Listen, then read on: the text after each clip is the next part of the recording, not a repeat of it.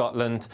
And then moving up towards the far north of Scotland here should be a fine and dry end to the day. But all eyes out towards the west, you can see this next band of rain just out in the Atlantic. And as we move through the evening and nighttime period, that moves in across many parts of Northern Ireland and Scotland. For a lot of England and Wales, though, we go through the night with largely clear skies. And under the clear skies, we may well just see temperatures just fall into single figures in the countryside. But for most of us, it's a mild night. Especially in the south, could see lows not much lower than about 14 or 15 degrees. So it's a wet start to Tuesday across Northern Ireland and Scotland. That rain may push into parts of Cumbria and Wales as the day goes on. Quite heavy and persistent in places, so some poor travelling conditions out and about. But further south, across a good chunk of England and Wales, it's going to be a fine and dry picture. With southerly winds, it's going to feel increasingly warm. Could see highs reaching around 25 or 26 degrees. That warm feeling inside from Boxed Boilers, sponsors of weather on GB News.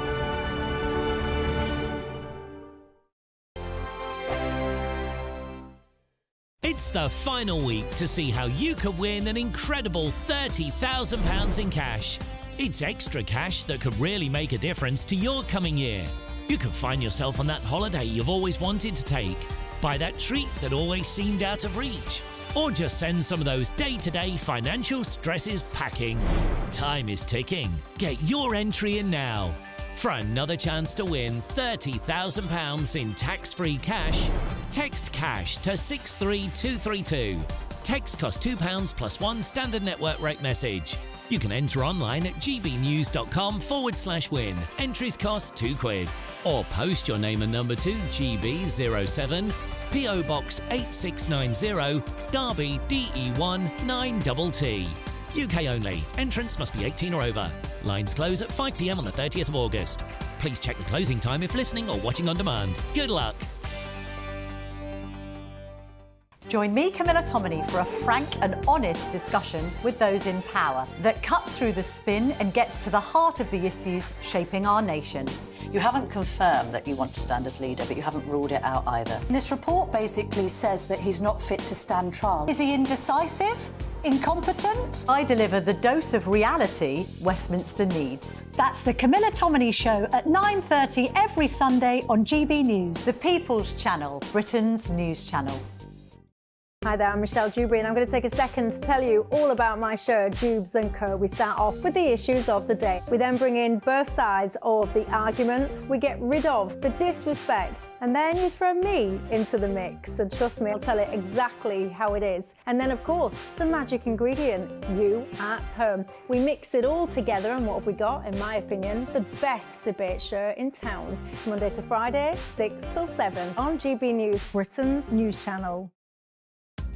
Are the newspapers getting you down? My wife didn't divorce me that month. Struggling to separate the wheat from the chaff? I know that it's a bit of a circus at the best of times.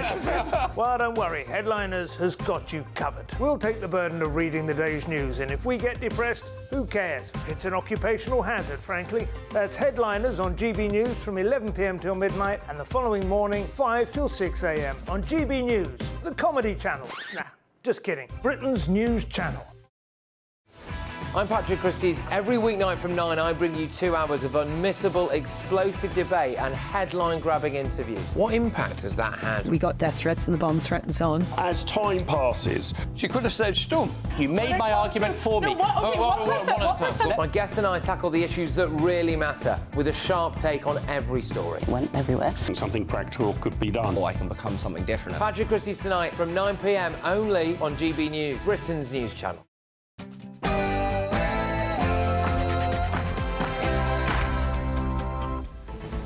Good afternoon, Britain. It's 12 o'clock on Monday, the 26th of August. I'm Tom Harwood. And I'm Emily Carver. High-rise ablaze. More than 100 people have been evacuated from a block of flats in Dagenham, East London, after a fire tore through the building early this morning. We're live on the scene. And Labour in a bit of a cronyism row. Starmer is under pressure to reveal who authorised a Downing Street security pass for a millionaire Labour Party donor amid a growing mates rates row that runs through the government. Is it time for him to just come clean? Middle East tinderbox. Western intelligence services are on high alert after Israel carries out a wave of preemptive strikes across southern Lebanon. They say to thwart a large-scale rocket attack by Hezbollah. Now NATO allies fear serious escalation.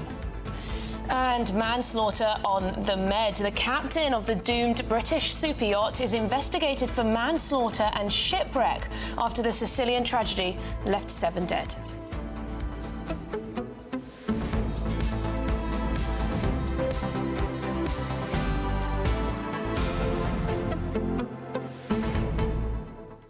And it's a very special day for Tom Harwood. It's a very special day, and I've got a little present for you. You hid it so well, Emily. I had no idea. It's that is cracking. Wow. Yeah. No. This is absolutely. I shouldn't brandish your weapon. Yeah. This is probably going to be illegal in Britain soon. There we go. It is my birthday. It is also Michael Gove's birthday. Oh, well, there you go. Michael Gove's birthday. Mother Happy birthday, Teresa's Michael birthday. Gove. Happy birthday, Mother Teresa. And Macaulay Culkin. And Macaulay Culkin. Well, there you go. You share a birthday with some of the greats. I do. But yes, Colin the Caterpillar. I mean, well known for children's birthday parties, but we thought it was fitting for Tom because apparently it's his favourite. I do like it. I asked his mum and he said yes. She said it's his favourite. It's the white chocolate that I very, very much... Well, I'll cut you a slice for the break. Wow. And, well, you pick one. You can I have the face? You can have the face. Of course, you can have the face. And we will be getting to serious news. We will be getting to serious news. And while he's eating that, I'll let you know that please do get in touch. gbnews.com/your say. What do you make of this cronyism? Oh dear. Don't look at him. This is why you shouldn't eat on air, really, isn't it? This cronyism work with animals or children. I mean, how did a pass, a number 10 security pass, that's the top pass, really, get into the hands of a Labour top donor? It's all rather curious. We're going to speak to a number of people about this and find out whether Keir Starmer should just come clean and say who on earth authorised this pass. Was it him himself that did so? It may well have been the top guy, our Prime Minister. We shall find out more. So stick with us this afternoon while Tom eats his bit of cake. But it's the headlines with Sophie Reaper.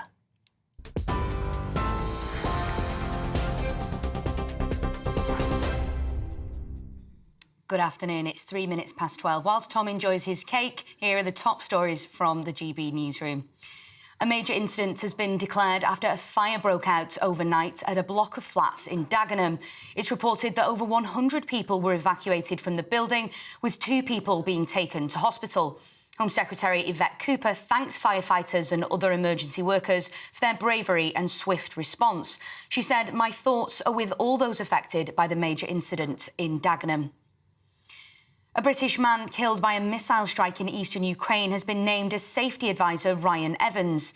The 38-year-old was part of a reporting crew working with the news agency Reuters when the hotel they were staying at was struck on Saturday.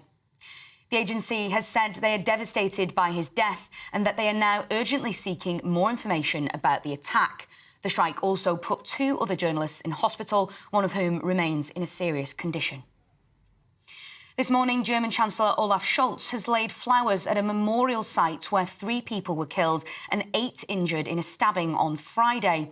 The 26-year-old behind the attack in the city of Solingen has been named as Issa al-H. That was after he gave himself up to the police. Syrian national is now being investigated by German federal prosecutors for links to the Islamic State. Italian prosecutors have placed the captain of the super yacht which sank off the coast of Sicily last week under investigation. It's been reported that James Cutfield, a 51-year-old New Zealand national, is being investigated for manslaughter and shipwreck. The vessel sinking led to the deaths of British tech magnate Mike Lynch and 6 other people. 3 people were stabbed yesterday at the annual Notting Hill Carnival, with 1 woman being left in a life-threatening condition.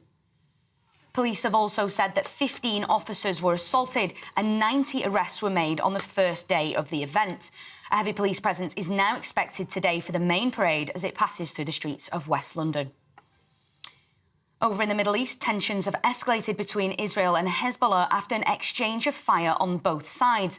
The Israeli military carried out a series of airstrikes in southern Lebanon early yesterday morning, saying it believed Hezbollah was planning to carry out an attack of its own.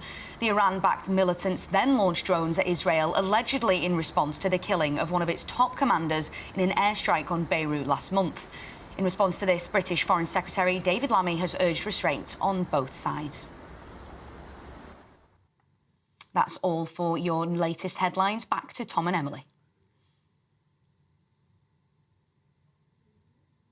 For the very latest GB News direct to your smartphone, sign up to News Alerts by scanning the QR code or go to gbnews.com/alerts.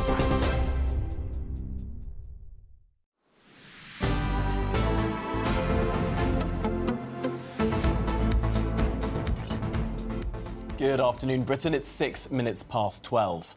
Now, a blaze continues to cause havoc in Dagenham after a tower block was engulfed in flames. Yes, a very dramatic scenes. 45 engines and around 225 firefighters were called to this major incident in East London, with more than 100 people having to be evacuated and 2 taken to hospital. Well, the Home Secretary, Yvette Cooper, has been praising emergency services for their bravery and swift response. Yes, so this all happened in the very early hours of this morning, around 2:30 a.m. As you can imagine, it must have been absolutely terrifying for those who were likely sleeping at the time in that very tall block there. It was covered in scaffolding.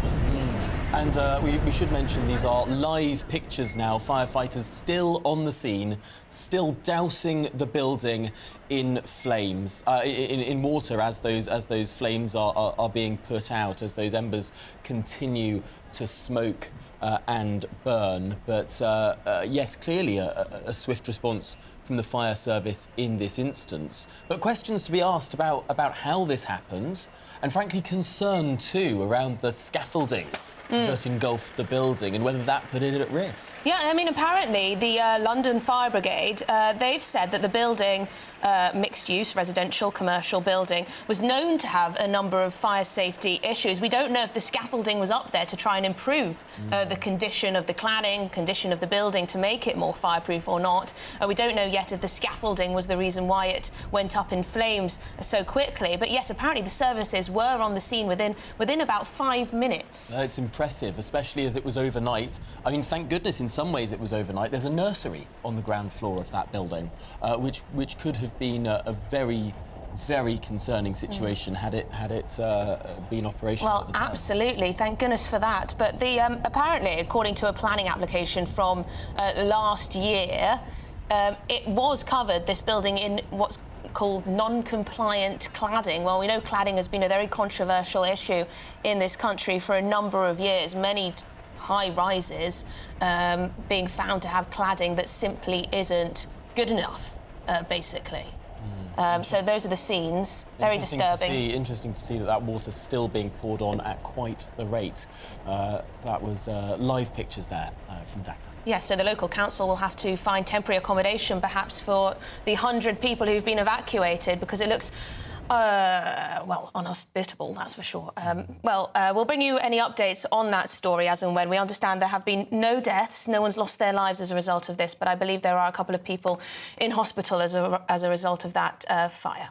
Now, in other news, is the honeymoon period officially over for the new Prime Minister, Sir Keir Starmer? Well, he's facing fresh cronyism allegations after it emerged that major Labour Party donor Lord Wahid Ali was given a Downing Street security pass despite not having a formal job on the premises. Well, on top of that, Sir Keir Starmer is being accused of laying the foundations of breaking election promises on both tax and public spending, after he claimed that things will get worse before they get better, adding that fixing the rot left by the Conservatives won't happen overnight. Well, shall we discuss this further with GB News reporter Adam Cherry? Adam, there have been questions over appointments to the civil service, a number of Labour backers being given plum roles in Whitehall. Now there's this issue over this top pass, essentially to Downing Street, which not many people have access to a Labour Party donor who doesn't actually have a job in Number 10. What's going on here?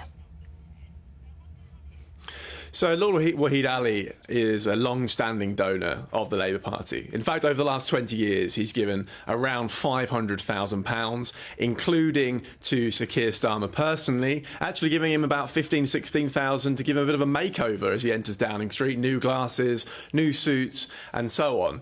And the question over this pass is who approved it and why did he have it? Now, the official spokesman, or rather Downing Street sources, say he no longer has that pass and he only had it for a few short weeks to have political meetings in number 10 and to organise a party in the garden. That's why it's now been removed. Obviously, the opposition, the Conservative Party, are now going to jump on this and say this is the latest in a series of stories surrounding cronyism within the Labour Party, because during the campaign, the whole point of Labour's pitch, or at least parts of it, was that it would bring the end of sleaze and cronyism and jobs for mates. So they're licking their lips at this because they think it proves hypocrisy.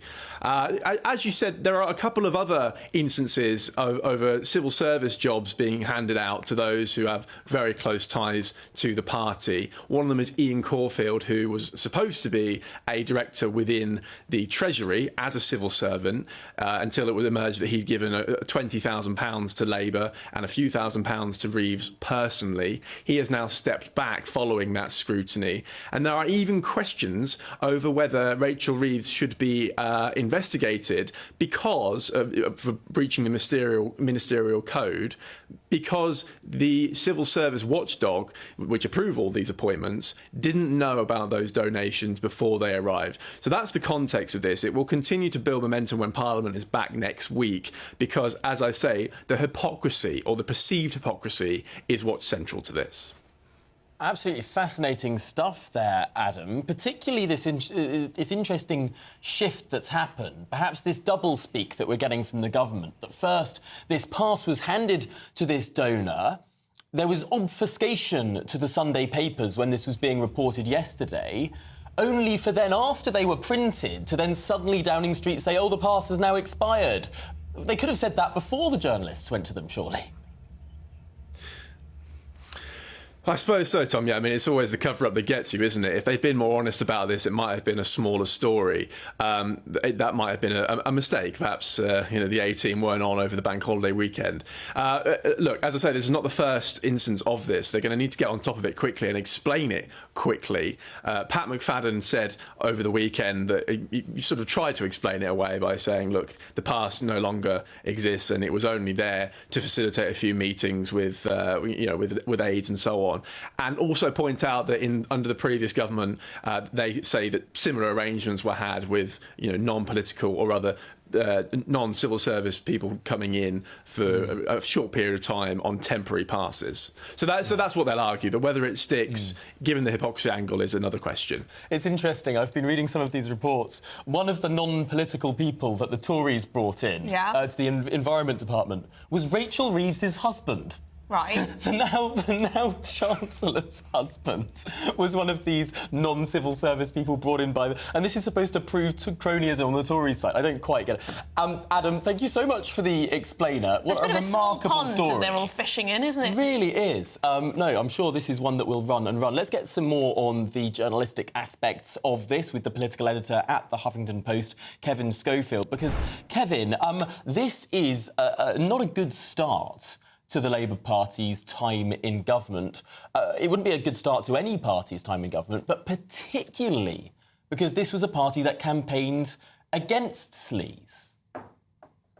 Yeah, it's only a few weeks ago, really, that Keir Starmer was talking about coming in and being a clean broom that would remove cronyism and sleaze from politics after he said 14 years of such activity under the Conservatives. So no, to put it mildly, it's not a great look at all for Labour to be seen, even a suggestion to be indulging in the same type of behaviour.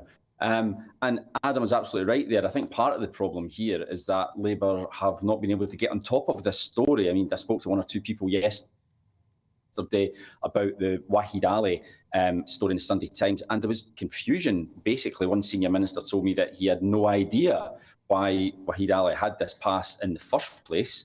And Labour couldn't explain it either. So it's all very odd. Why did he need a full security pass if he was only meant to be attending a few meetings? And then why was it taken off him in the end? So it's all a bit murky. It doesn't smell very good from a Labour perspective. We're obviously expecting to see Keir Starmer out and about tomorrow. He's making a big speech. Hopefully he'll take a few questions and be able to shed some more light on it. But it'll definitely I mean, I doubt that. Keir Starmer is a man who likes to stick to his script, doesn't he? And he's not afraid to not answer the question directly. At least I think that's what we've learned in the last few weeks and during the election campaign. Very much sticks to the script.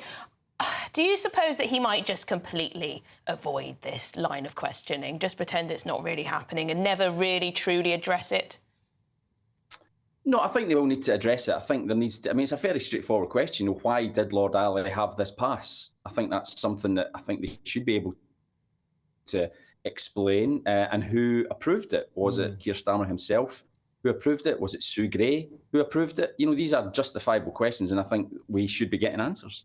This comes to the core of what's going on in the way that the British state is, to some extent, being reformed behind the scenes. Sue Gray, this character, this pivotal character in the civil service, who turns out has a Labour Party MP's son now, was clearly quite a political person all this time in the apolitical civil service, now is running Keir Starmer's operation, and is not only bringing donors into Downing Street, if indeed she's behind this pass, we do not know that, but also appointing political advisors to the civil service, in particularly senior civil service roles.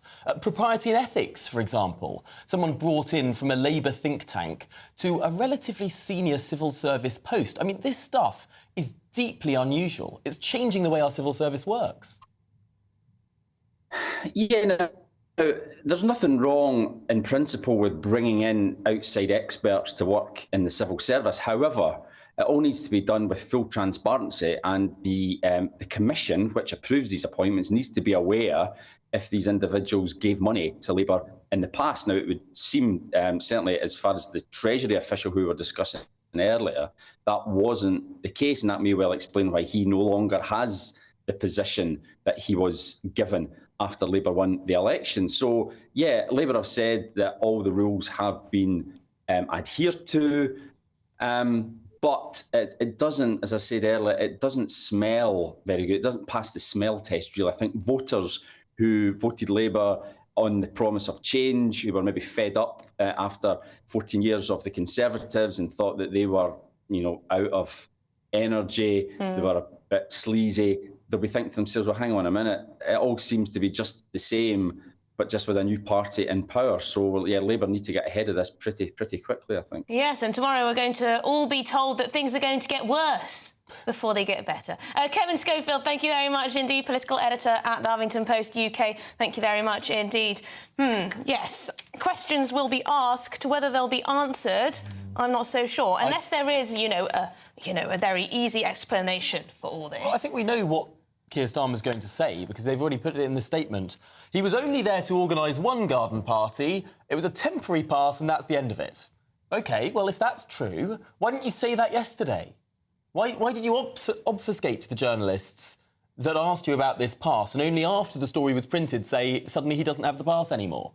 I think I'm slightly frustrated in the way that I can see this press conference going. The question will be asked, he'll give that answer, there'll be trying to be follow-up questions, and he'll just return to that answer again, and we won't get any closer to the truth. It's these political appointments to the civil service that gets me, though, gets my goat. I mean, it's supposed to be apolitical. You're not supposed to just, ram it full of your mates. Well, and we know how many troubles. Imagine if it was Boris's mates, We know how many troubles the Conservative Party had in government trying to get things through the civil service. So many alleged incidences of civil service resistance, of ministers and their civil servants not getting on. We know what happened when Liz Truss tried to sack one civil servant in Tom Scholar. Then the whole of the system tried to sort of resist that. that. And similarly, the way that Dominic Raab and civil service interacted, if the Tories had just cleared out the civil service and got their own people in, maybe they would have had fewer problems. But I imagine there'd be an almighty uproar, probably a bigger uproar than this. And that's why it's important to scrutinise the government, whatever colour it is. Now, it is time for the Great British Giveaway now, because it's your chance to win £30,000 in cash. You're going to have to hurry, though, because lines close at 5 p.m. this Friday. So here's all the details you'll need and how the next winner could be you. It's the final week to see how you could win an incredible £30,000 in cash. It's extra cash that could really make a difference to your coming year. You could find yourself on that holiday you've always wanted to take, buy that treat that always seemed out of reach, or just send some of those day-to-day financial stresses packing. Time is ticking. Get your entry in now. For another chance to win £30,000 in tax-free cash, text CASH to 63232. Text costs £2 plus one standard network rate message. You can enter online at gbnews.com/win. Entries cost £2. Or post your name and number to GB07, PO Box 8690, Derby DE1 9TT. UK only. Entrants must be 18 or over. Lines close at 5 p.m. on the 30th of August. Please check the closing time if listening or watching on demand. Good luck. I know what I'd do with that money, Tom. What would you do? New kitchen, new bathroom, little bit of flooring, maybe, if it would go that far. Renovate the entire house. Oh, there you go. Yeah. There you go. That's my plan. Anyway, what's yours? This is Good Afternoon Britain on GB News.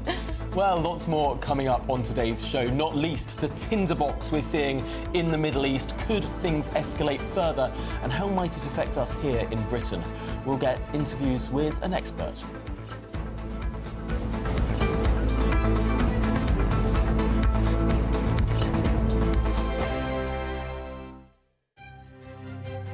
GB News Breakfast, every day from 6 a.m.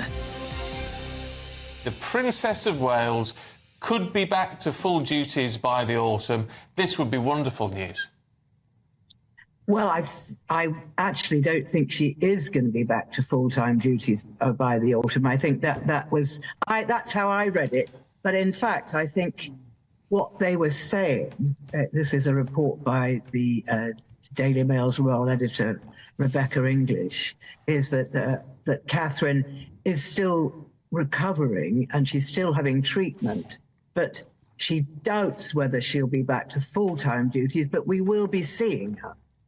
So we will be, seeing her at big royal events, and she'll, if she's up to it, she will, appear now and then, but most of her work will be done from home because she's still having the cancer treatment. And as she said way back in the summer, she has good days and she has bad days. Yeah, and we can all understand that, can't we? But it does make such a difference, doesn't it, to catch glimpses of her and seeing her and William this week congratulating the GB athletes after the success at the Olympics. It really does make all the difference just to see her, doesn't it? It certainly does. And I think, she wants to get out there, but I don't think she's going to be back at the daily chore of royal duties, visiting hospitals, things like that. I don't think she'd be strong enough to do that. But, she looks terrific. We know she's had a brutal year, in fact, probably much, much worse than any of us can imagine. And so she's, doing what her doctors are telling her. She's taking it very gently. I'm sure she wants to go full steam ahead, but she is being restrained, as it were. GB News, the People's Channel. If you want your news to be straight talking... This is a nightmare for the Conservatives again. Down to earth. It's not just Nottingham where this is happening, is it? And most importantly, honest. Hard-working, middle-class taxpayers, they'll get their book thrown at them. Then catch me, Martin Daubney, Monday to Friday, 3 till 6 p.m. on GB News, Britain's news channel. I'm Christopher Hope. From pop stars to politicians, I'll interview anybody in a pub who's got a political opinion. Join me every Friday on Spotify, Apple Podcasts, YouTube or gbnews.com, or wherever you get your podcasts. This is GB News, the People's Channel. We're proud to be GB News, the People's Channel, and as you know, we always love to hear your views. Now, there's a new way of getting in touch with us at gbnews.com/yoursay. By commenting, you can be part of a live conversation and join our GB News community. You can even talk to me, Bev Turner, or any of the members of the GB News family.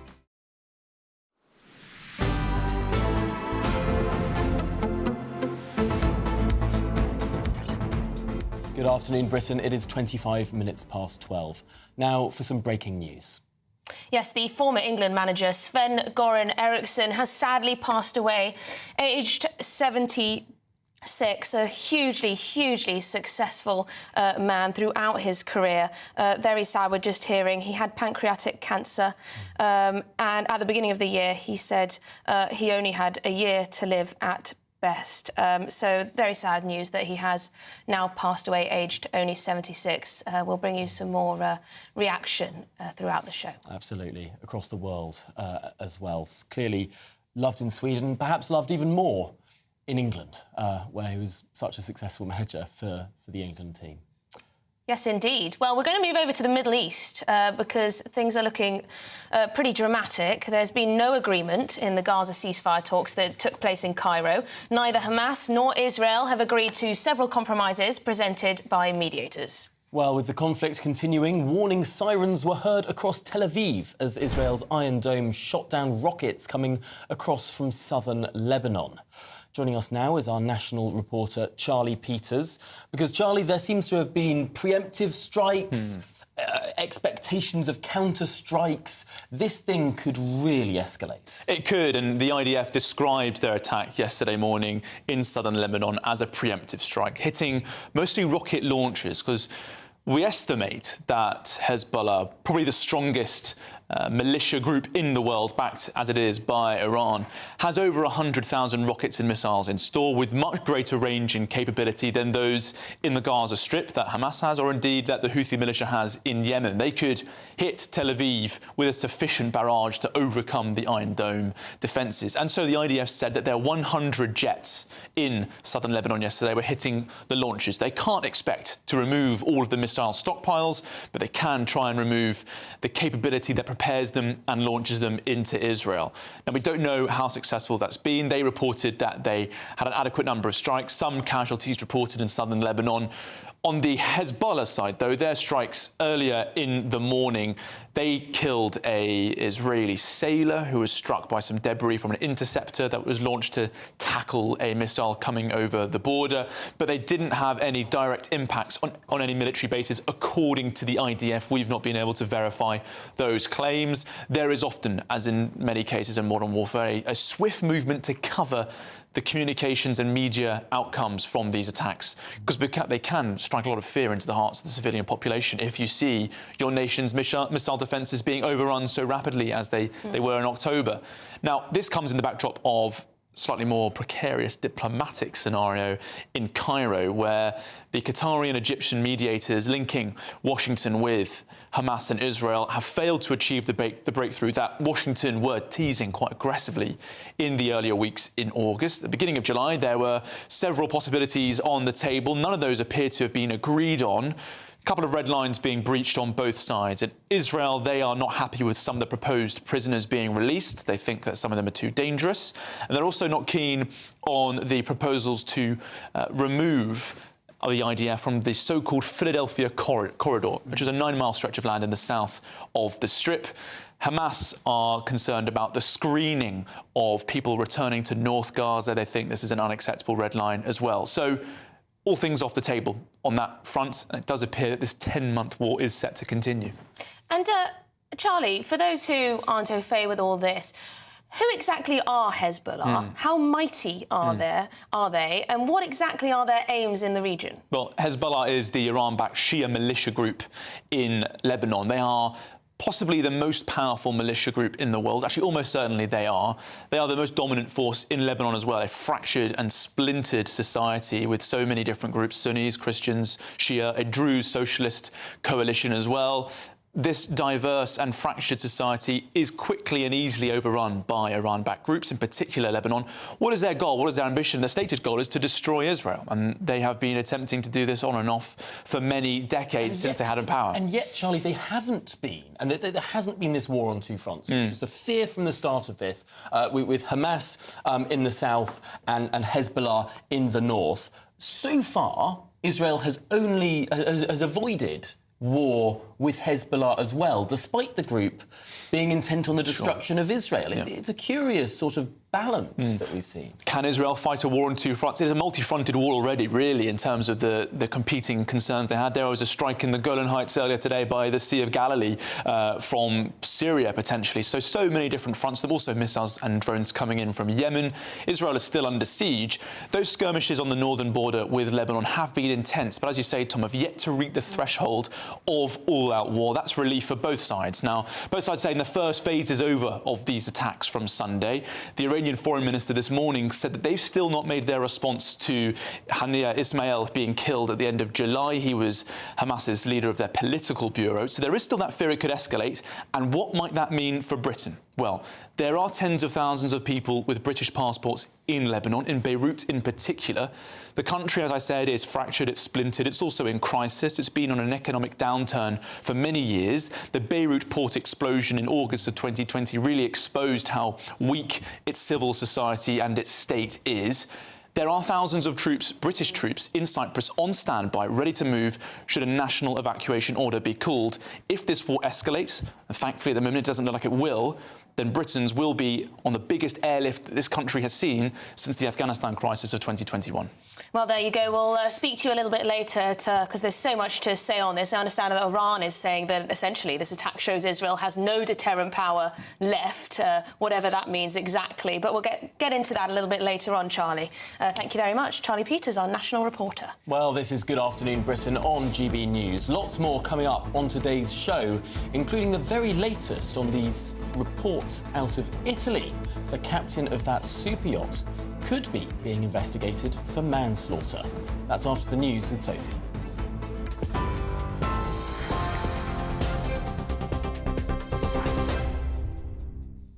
Thank you, Tom. It's just after 12:30 now for the latest headlines from the GB newsroom. Some breaking news in the last few moments. Former England manager Sven-Goran Eriksson has sadly died, aged 76. It was revealed that he had pancreatic cancer at the start of the year. As he said, he had a year to live at best. The Swedish national became the first ever foreign manager of the England men's football team in 2001, also managing a series of high-profile clubs such as Man City, Benfica, Roma and Fiorentina. A major incident has been declared after a fire broke out overnight at a block of flats in Dagenham. It's reported that over 100 people were evacuated from the building, with 2 people being taken to hospital. A resident of the building described the incident as very terrible and said he was coughing up black from the smoke. Home Secretary Yvette Cooper has thanked firefighters and other emergency workers for their bravery and swift response. She said, "My thoughts are with all those affected by the major fire incident in Dagenham." This morning, German Chancellor Olaf Scholz has laid flowers at a memorial site where 3 people were killed and 8 injured in a stabbing on Friday. The 26-year-old behind the attack in the city of Solingen has been named as Issa al-H. That was after he gave himself up to the police. The Syrian national is now being investigated by German federal prosecutors for links to the Islamic State. Italian prosecutors have placed the captain of the super yacht which sank off the coast of Sicily last week under investigation. It's been reported that James Cutfield, a 51-year-old New Zealand national, is being investigated for manslaughter and shipwreck. The vessel sinking led to the deaths of British tech magnate Mike Lynch and 6 other people. A British man killed by a missile strike in eastern Ukraine has been named as safety advisor Ryan Evans. The 38-year-old was part of a reporting crew working with news agency Reuters when the hotel they were staying at in Kramatorsk in Ukraine was struck by the missile on Saturday. The agency has said they are devastated by his death and that they are now urgently seeking more information about the attack. The strike also put 2 other journalists in hospital, one of whom remains in a serious condition. And closer to home, 3 people were stabbed yesterday at the annual Notting Hill Carnival, with 1 woman being left in a life-threatening condition. Police have also said that 15 officers were assaulted and almost 100 arrests were made on the first day of the event. As the main parade starts to get underway today, a heavy police presence is expected on the streets of West London. Those are your latest GB News headlines for now. I'm Sophie Reaper. More from me in half an hour. For the very latest GB News direct to your smartphone, sign up to News Alerts by scanning the QR code or go to gbnews.com/alerts.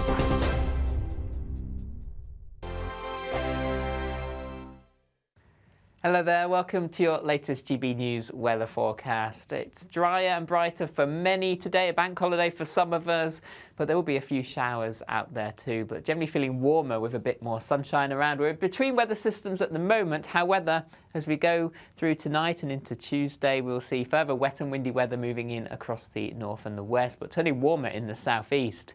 For Monday afternoon, plenty of bright spells, some sunny spells too. Best of the sunshine across central southern parts of England and Wales. A weak weather front just giving some showery rain across Northern Ireland, southern Scotland, northern England. Brighter skies for northern Scotland. Temperatures higher compared to the weekend.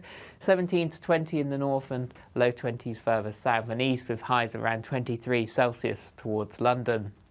Into this evening time, a fine end to the day across southern counties of England and Wales. Largely dry, temperatures in the low 20s and winds much lighter compared to the weekend. Thicker clouds starting to move into Northern Ireland, increasing risk of some rain here. Quite a lot of cloud across parts of northern England into Scotland, a few showers around, but a few glimmers of brightness and temperatures in the mid to high teens. As we go through into the evening time, thicker cloud outbreaks of rain push across Northern Ireland into western Scotland. The rain turning increasingly heavy as we head into the early hours. The wind starting to pick up here too. Possible gales developing through the Irish Sea coastlines as we head towards the end of the night. Some bright echoes there, some heavy rain developing particularly across west and southwest Scotland, perhaps northwest England too. Further south and east, a dry night and fairly warm as we draw in some warmer air from the near continent with those southerly winds.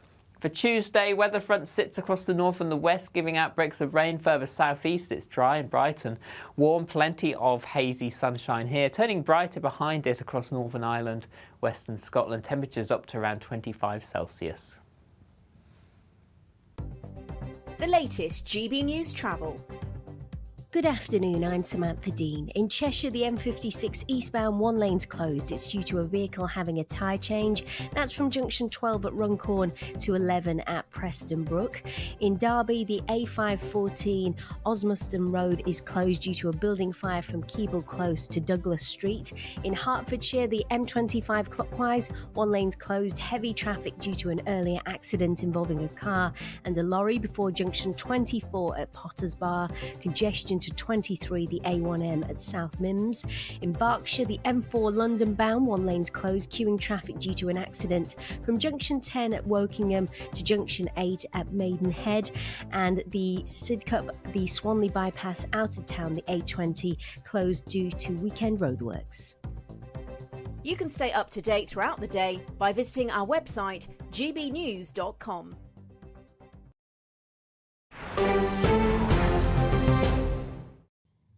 Good afternoon, Britain. It's 38 minutes past 12.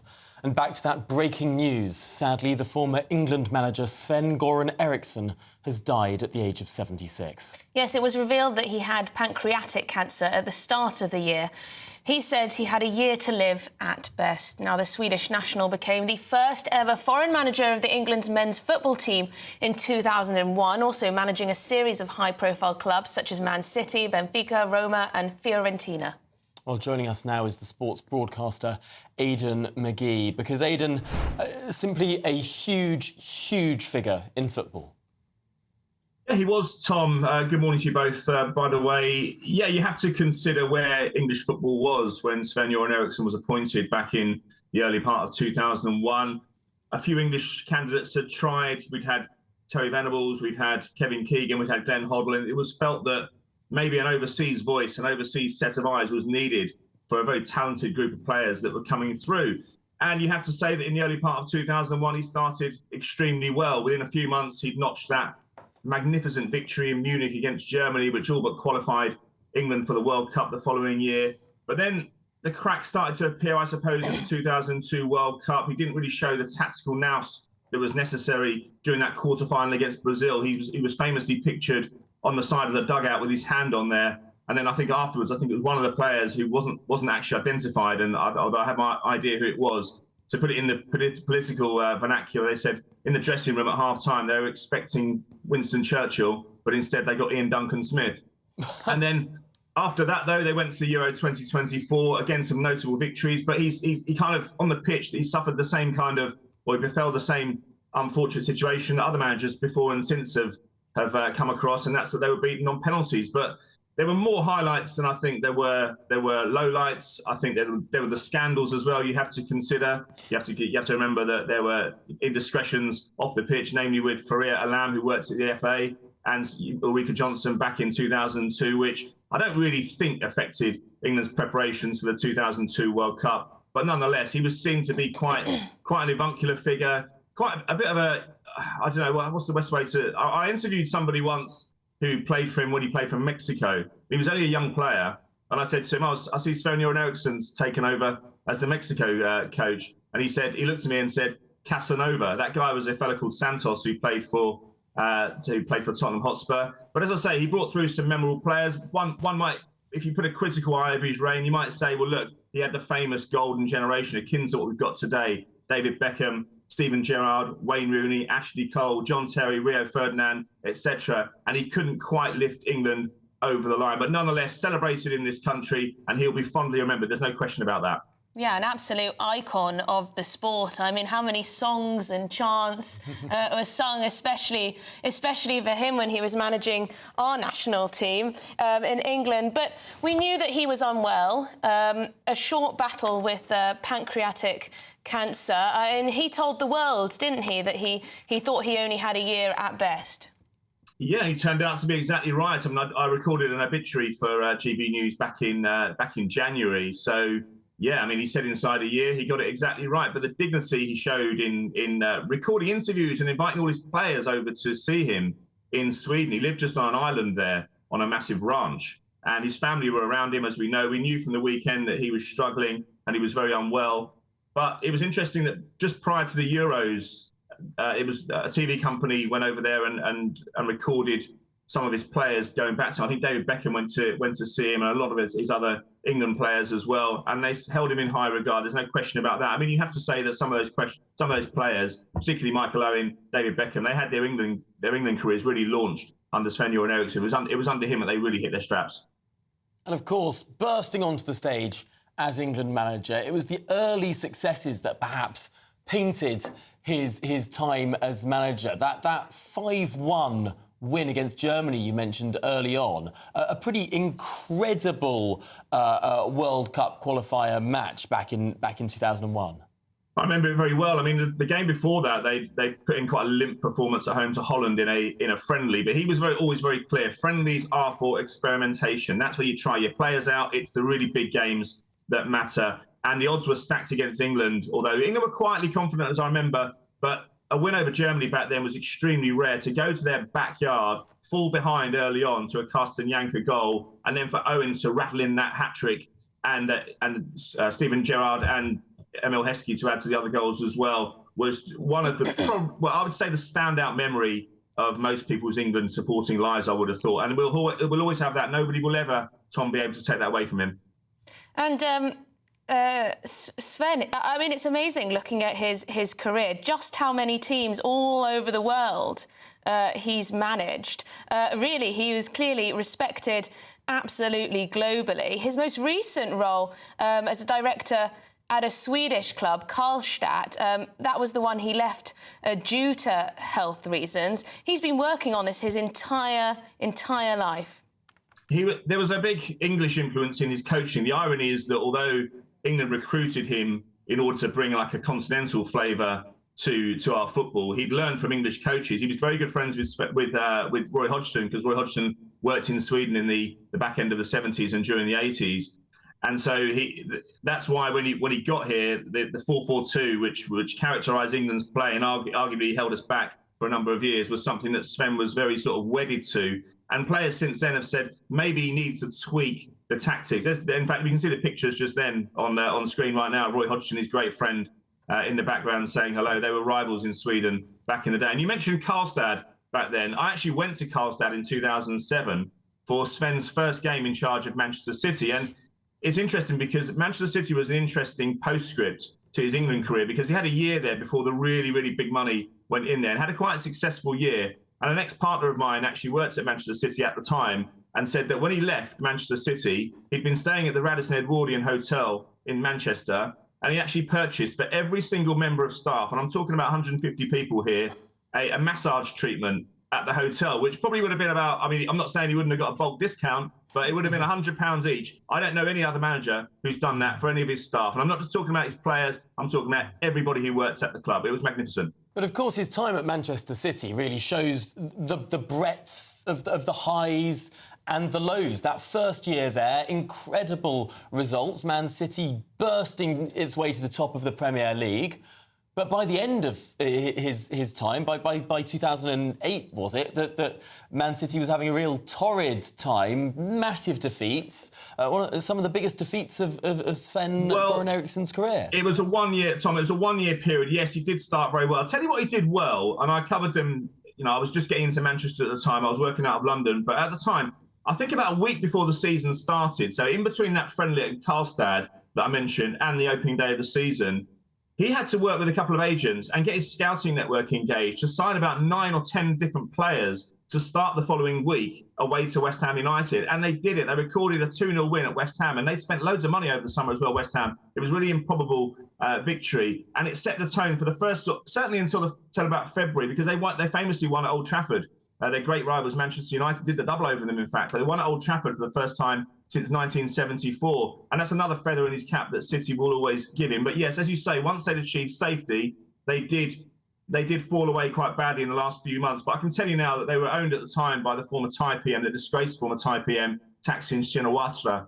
And the club was in chaos off the pitch. There was no hope in terms of their ownership. He owned the club for one season, and he decided he'd taken a dislike to Sven in the latter months. But yeah, I mean, the last day of the season at Manchester, at Middlesbrough rather, they lost 8-0. But even in spite of that, it was still a very decent return over the course of the season, because you have to remember where City were 12 months earlier where you took over, and that was pretty much nowhere, to be perfectly honest with you. Well, thank you very much indeed, Aidan McGee, sports broadcaster, of course. Really great to speak to you. What a career. What a career. Terribly sad how quickly cancer can take a life, but a career to celebrate, that's for sure. Well, this is Good Afternoon Britain on GB News. Lots more to come after this.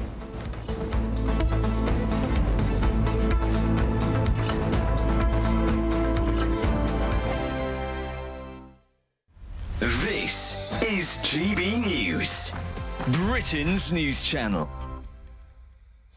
Michael found the recipe for success without going to university. Instead, he went looking for answers inside of a kitchen. The 22-year-old has just finished a Level 2 course in professional cookery at UCB, a college in Birmingham. When I started UCB, I was expecting to be so intense from day one, but it's not. It sort of builds up, so to the point where you get comfortable. And building that comfort is a huge part of becoming a chef, because you need to be comfortable being in your own skin. This week, tens of thousands of students get their A-level results. The college wants them to remember university isn't the only option after school, and West Midlands Mayor Richard Parker agrees. University is the right route for lots of our young people, but there are other pathways to getting access to qualifications that will give young people the skills they need to succeed in life. Further education principal Rosa Wells says apprenticeships and technical courses are also great routes to a career. Here at University College Birmingham, we offer vocational courses. These are hands-on technical courses that can give people a different opportunity, something different to school. So we've got brilliant facilities that really give students industry standard training. A skills shortage across the UK means youngsters learning trades are desperately needed. 36% of job vacancies are due to shortages. The Labour government's new body, Skills England, has been created to bring training providers and businesses together with local and national authorities plus unions to target trade gaps and regional requirements. Michael's now finishing his qualification. Where he goes next is down to him. GB News, the People's Channel.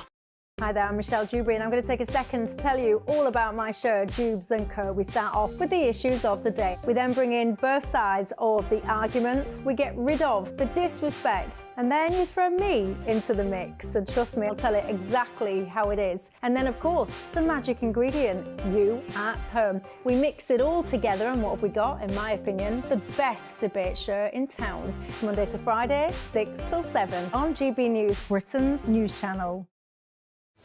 I'm Patrick Christie's. Every weeknight from 9, I bring you 2 hours of unmissable, explosive debate and headline-grabbing interviews. What impact has that had? We got death threats and the bomb threat and so on. As time passes, she could have said stump. You made my argument for me. My guests and I tackle the issues that really matter with a sharp take on every story. Went everywhere. Something practical could be done. Or I can become something different. Patrick Christie's tonight from 9 p.m. only on GB News, Britain's news channel.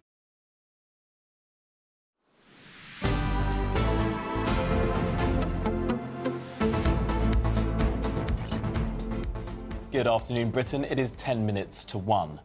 Now to that breaking and sad news that the former England manager Sven-Goran Eriksson has died at the age of 76. Yes, it was revealed that he had pancreatic cancer at the start of this year, and he said he had a year to live at best. Well, the Swedish national became the first ever foreign manager of the men's football team in 2001, also managing a series of high-profile clubs such as Man City, Benfica, Roma and Fiorentina. Well, joining us now is sports broadcaster Ben Jacobs. Ben, thank you very much indeed. Tell us a little bit about his life and some of the highlights on this sad day. Well, I think with Sven, those of us that have seen the documentary will have noted almost a goodbye message where he basically said, always remember to smile. And I think back to a little bit earlier when the ex-footballer Didi Hamann told a brilliant story which encapsulates Sven, where they're on a sun lounger by a pool and Sven walks out with a silver tray and there's 2 glasses of champagne. And he walks up to Didi Hamann and he gives him a glass of champagne. And Didi turns around and says, "What's this for? What are we celebrating?" And Sven just replied, "Life," gave him the glass of champagne and walked away. And I think that lust for life and that ability to ignore the noise, which is tough when you're England manager, for example, were definitely traits within his personality that made him very unique and special. He was humble, he was dynamic and charismatic, he never forgot anyone's name, he lived his life to the full in terms of football and coaching all around the world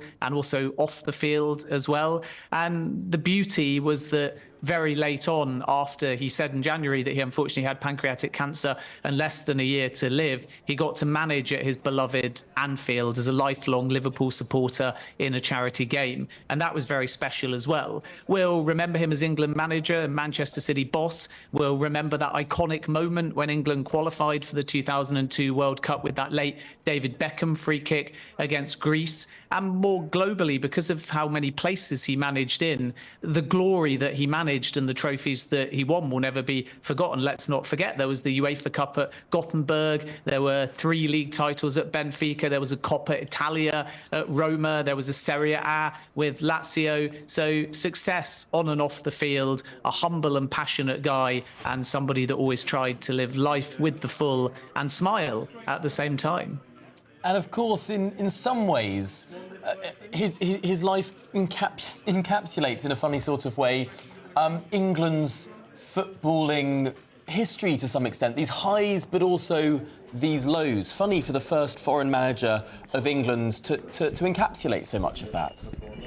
Yeah, the major tournaments, he wasn't really able to take England towards finals or semi-finals. It was 3 quarter-finals at major tournaments, had a great qualifying record.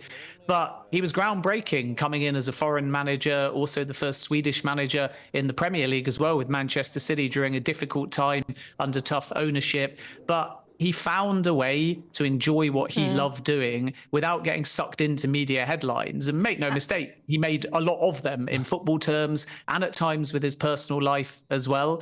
But there was always the Ben, thank you so much for joining us. We'll have to leave it there, but thank you very much, sports broadcaster Ben Jacobs. This is Good Afternoon Britain. We're on GB News. We've got lots more coming up on today's show, including a few problems for the Prime Minister, Sir Keir Starmer. We'll let you know what they are after the weather.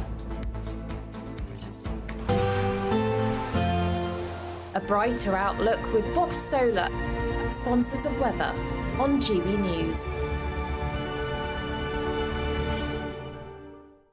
Hello there, welcome to your latest GB News weather forecast. It's a bit of a northwest-southeast split over the next 24 hours. Wet and windy weather moving in from the Atlantic, but temperatures rising in the sunshine towards the southeast. High pressure here, keeping it largely settled, but low pressure moving in from the Atlantic will bring some wet and windy weather across northern and western areas for the next few days. Across the UK for Monday evening, plenty of dry weather across England and Wales, however turning wetter and windier across Northern Ireland into Scotland as this next weather system moves in. The rain turning heavy as we head into the early hours. A Met Office rain warning coming into force by the end of the night. Southerly winds picking up too, drawing in some warm air, temperatures largely staying in double figures. So it's a wet start to the day on Tuesday across Scotland with outbreaks of heavy rain. There could be some local disruption, particularly across western and southern areas. We've seen quite a lot of rain here over recent weeks. Some tricky travelling conditions with the heavy rain pushing north and eastwards, temperatures in the mid-teens. Rain starting to clear Northern Ireland, some heavy bursts possible. And that rain also extending into northern England, western fringes of Wales and later the West Country. But much of England and Wales starting the day dry with plenty of sunshine. As we head through the day, this weather front just slowly pushes a little further south and eastwards, clearing Northern Ireland, brightening skies here. A few showers also for northern and western parts of Scotland, but the rain remains across southern Scotland, northern England, Wales, down into the West Country. Here quite cool and breezy. To the southeast of this, warm and sunny, temperatures reaching 25, 26 Celsius. Fresher behind it, temperatures generally the high teens.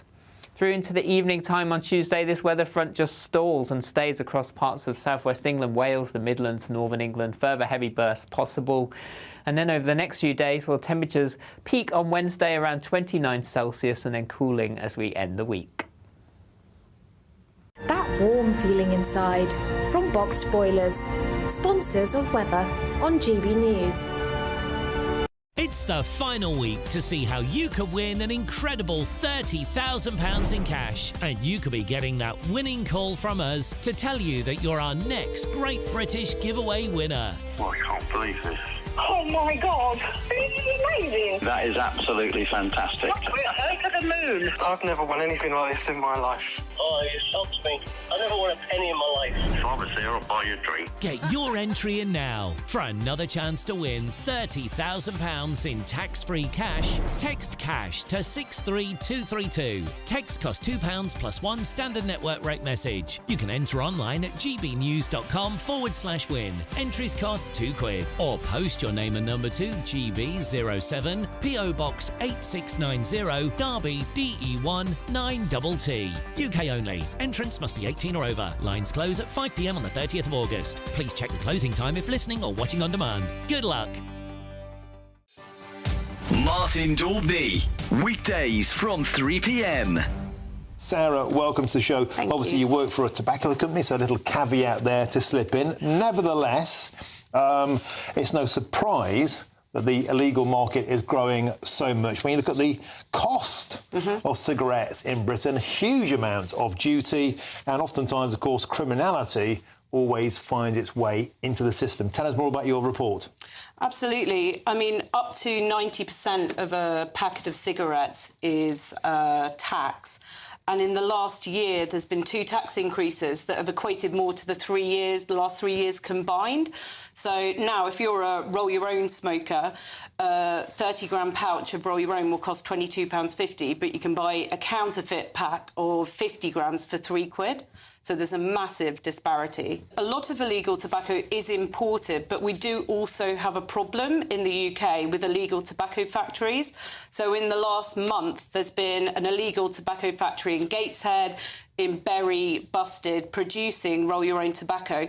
And on the 12th of July this month, West Midlands gang illegal tobacco factory, the gang was found guilty of producing illegal tobacco, and that was more than £5 million lost tax revenue to the government.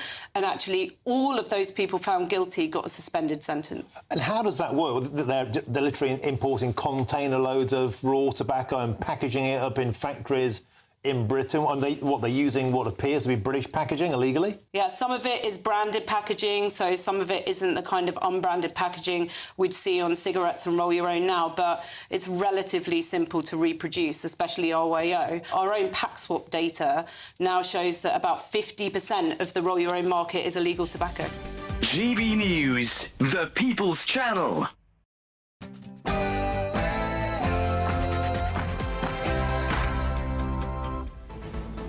Well, good afternoon, Britain. It is now 1 o'clock on Monday,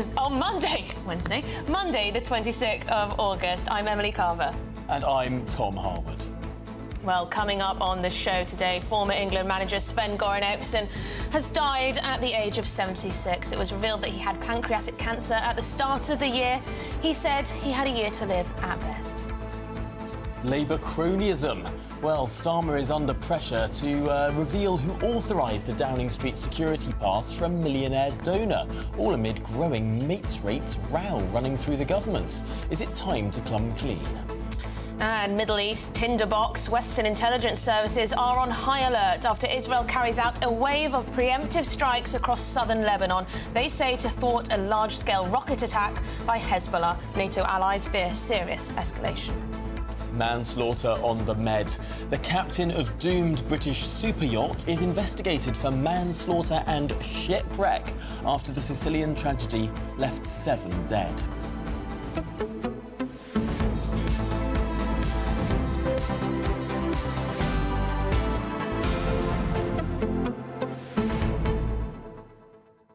Lots of you getting in touch about this Labour cronyism stuff. There's quite a lot of comments saying, well, what do you expect? Every government's the same. They all do this, whatever colour they are. They've all got their, snouts in the trough and willing to, give people who've given money to their party a little bit of little bit of perks. Oh, that is certainly true. The number of members of the House of Lords who happen to have donated a lot of money to all the big parties, it certainly, to some extent, doesn't pass the sniff test. But what's different here is people aren't being appointed to sort of political positions, aren't being political advisors or members of the House of Lords or plum roles in X, Y and Z that are political positions. This is supposed to be the impartial civil service.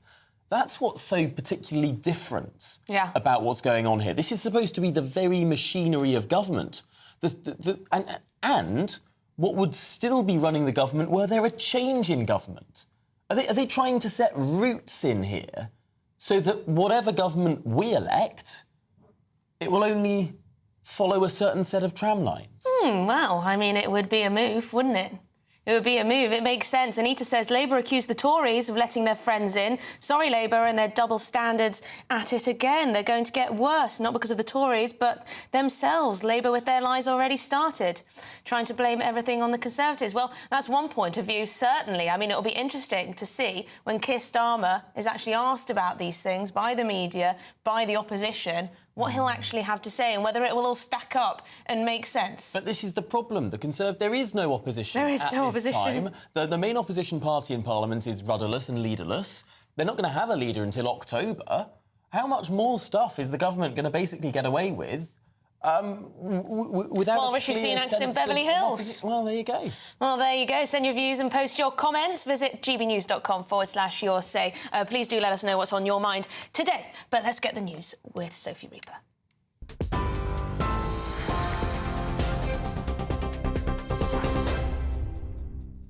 Thank you, Emily. It's 3 minutes past 1. Now for the top stories from the GB newsroom. Some breaking news in the last half an hour. Former England manager Sven-Goran Eriksson has sadly died, aged 76. A statement made by his family made the announcement this afternoon, stating, after a long illness, Sven-Goran Eriksson died during the morning at his home, surrounded by family. The The Swedish national became the first ever foreign manager of the England men's football team in 2001, also managing a series of high-profile clubs such as Man City, Benfica, Roma and Fiorentina. Now, Prince William has led the tributes to Eriksson, saying, "Sad to hear about the passing of Sven-Goran Eriksson. I met him several times as England manager and was always struck by his charisma and passion for the game. My thoughts are with his friends and family, a true gentleman of the game."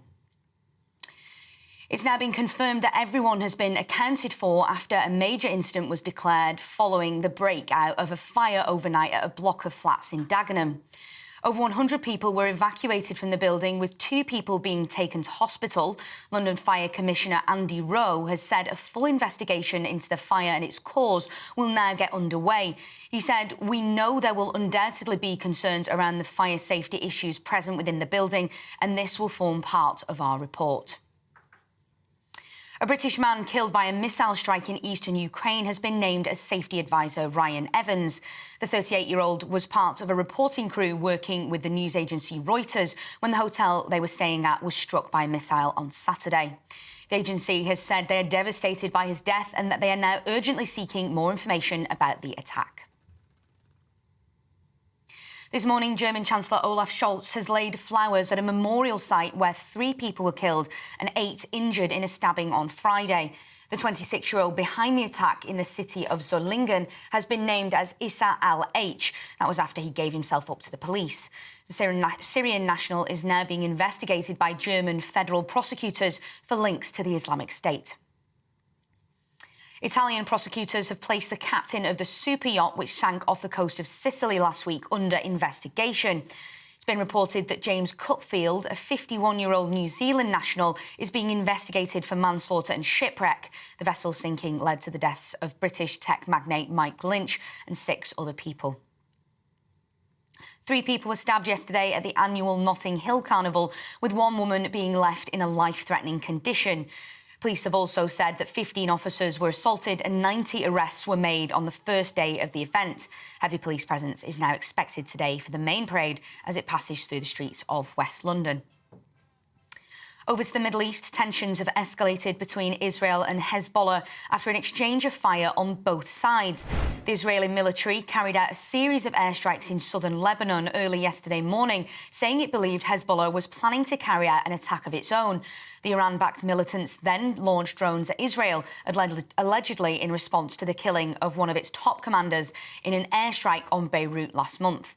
In response to this, British Foreign Secretary David Lammy has urged restraint on both sides. Meanwhile, closer to home, Sir Keir Starmer is set to give a speech tomorrow in which he's expected to say things will get worse before they get better. It's believed the Prime Minister will say he wants to be honest with people whilst outlining what he calls the rubble and ruin left by the Conservatives. This comes after Chancellor Rachel Reeves warned last month of a £22 billion black hole created by the previous government. Meanwhile, one of Labour's biggest donors, Wahid Ali, was given a temporary security pass to Downing Street, bringing about claims of government cronyism. A spokesperson for the Prime Minister has said the pass was given to Ali whilst he helped organise a post-election event, but that it was handed back several weeks ago. And something light to finish on, the world's oldest man has turned 112 today. John Tinniswood was born in Liverpool on this day in 1912 and says the secret to his long life is just luck. That, along with his weekly portion of fish and chips. Asked how he feels to be turning 112, he told the Guinness World Records, "In all honesty, no different. I don't get excited over it. That's probably why I've reached it." Those are your latest GB News headlines. I'm Sophie Reaper. More in half an hour. For the very latest GB News direct to your smartphone, sign up to News Alerts by scanning the QR code or go to gbnews.com/alerts.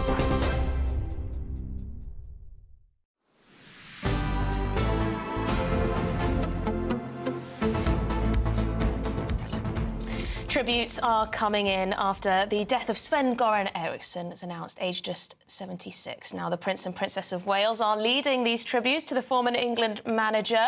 They say, sad to hear about the passing of Sven-Goran Eriksson. I met him several times as England manager, always struck by his charisma and passion for the game.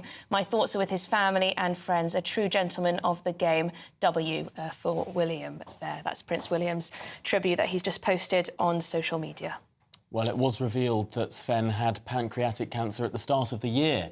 As he said, he had a year to live at best.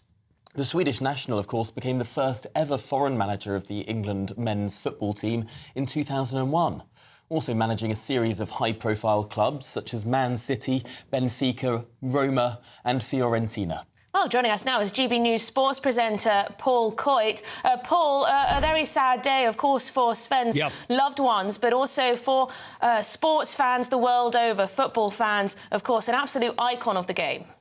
Yeah, he's an icon of the game. And the interesting thing, Emily, is that it's almost that we are hearing the tributes twice, because it was back in January, like you said, that it was announced, or he announced that he'd had pancreatic cancer and said, you know, at best, I've got a year.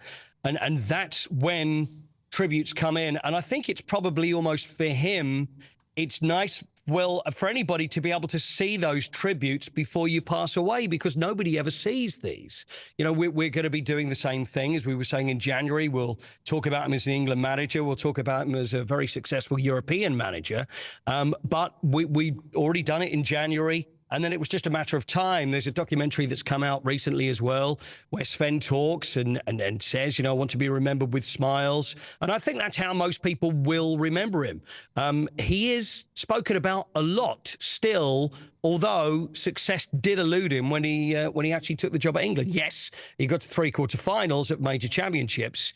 But it was with that golden generation that people still talk about today, with the Lampards, the Gerrards, the Beckhams, that really never quite achieved probably what they should have done. Although in his career, he certainly did achieve, but unfortunately not for England when it came to lifting a trophy. Although there were those standout, spectacular England results, 5-1. Against Germany in 2001. That can never be taken away from him. That is something that will be seared onto the memory of any football fan. Yeah, I think, Tom, there's a few perfect England performances that we look back over the years and think, if only it was like that the whole time. And that was one of those. 2001 in Germany, playing over there. Nobody really gave England a hope, and you're thinking, well, how is this going to go? And in Munich at the Olympiastadion, where they lifted the World Cup in 1974, and England under Sven absolutely tore them apart. And obviously the fact that it was Germany, everybody enjoyed that so much. So that was one of the great performances.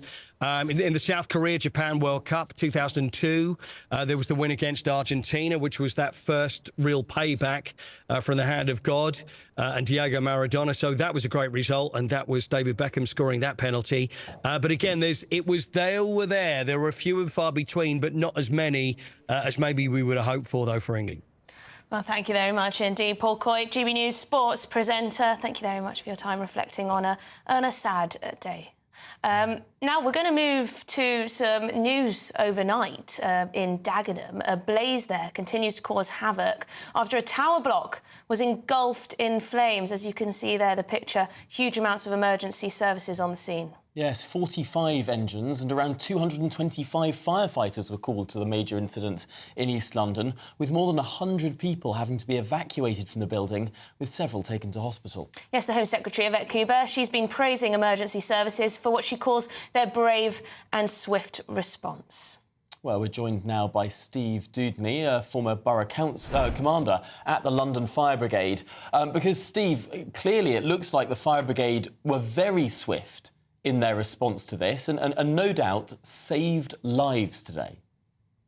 Yeah, that's right. Good afternoon. I think knowing where that is, there is a fire station nearby, but because the building would have been known by London Fire Brigade as a building that needed cladding remediation, as soon as they started getting multiple calls to that 999 calls to that incident, they would have sent 10 fire engines straight away. The initial call would have been upgraded to 10 fire engines. And on arrival of the first incident commander, I would have expected he probably would have doubled that, probably within the first 20 minutes to 20 fire engines, because he knew that building would have had a simultaneous evacuation in place because of the cladding, because it needed remediation.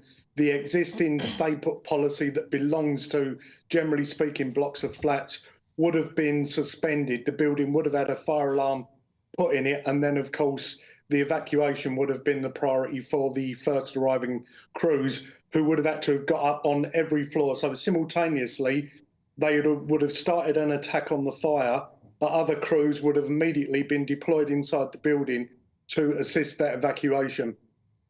And Steve, have you ever in your career been involved in something on this scale, what appears to be the entire tower block affected by a huge fire? Yeah, I mean, very sadly, towards the end of my career in the last year, I attended Grenfell Tower, which was the worst fire anyone in living history. I'd done 30 years service by that time, and it really was. But I've attended hundreds, because I spent most of my time serving in East London, where there's a lot of high-rise buildings. I've attended hundreds of fires in high-rise buildings, and very occasionally, as we saw with Grenfell Tower, Lacanau House, and with this fire, you do get a fire that does spread beyond the initial compartment, as we call it, the initial flat, and then you do get a catastrophic fire. Although in this case, thankfully, the evacuation work, the amazing response from LFB, everyone was, I believe I've just looked that LFB have now updated recently to say everyone's accounted for, but I know by the early hours they'd successfully completed all of the fire survival guidance calls, where people were ringing in saying they were trapped in their flats, and then LFB were able to deploy crews to bring them out. So that evacuation was affected really quickly, thankfully very quickly. That's a huge relief that everyone is now accounted for in that building. I'm sure family and friends were absolutely horrified to see the footage of that. Yes, and Steve, just lastly, obviously, the change in sort of guidance here, how what was initially a remain in situ policy is now suspended for instances like this. Have the right lessons been learned? Is this perhaps despite the dramatic images and the terrible loss of property, though thankfully no loss of life, is this a sign that the right lessons have been learnt from Grenfell? I think so, yeah. I mean, LFB have done amazing work. So National Fire Chiefs Council have obviously picked up on this for the whole of the UK. But I know LFB have learned, I mean, there's no taking away of the absolute bravery shown by individual firefighters on the night of Grenfell Tower. But the organisation realised pretty quickly that there was some learning to be done, and that has done. There's been new equipment, new procedures, new training, and certainly as a consultant now working closely with high-rise landlords outside, it's working closely with LFB.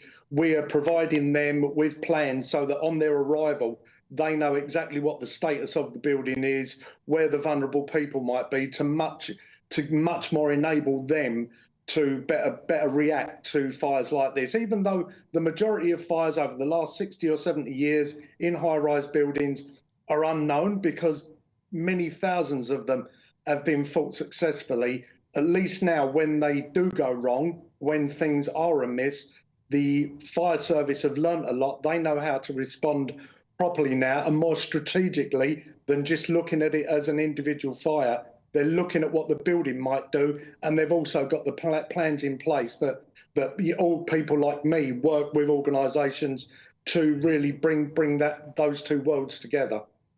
Well, thank you very much indeed for your time and for sharing your expertise with us and your experience. Steve Dudney, former Borough Commander at the London Fire Brigade.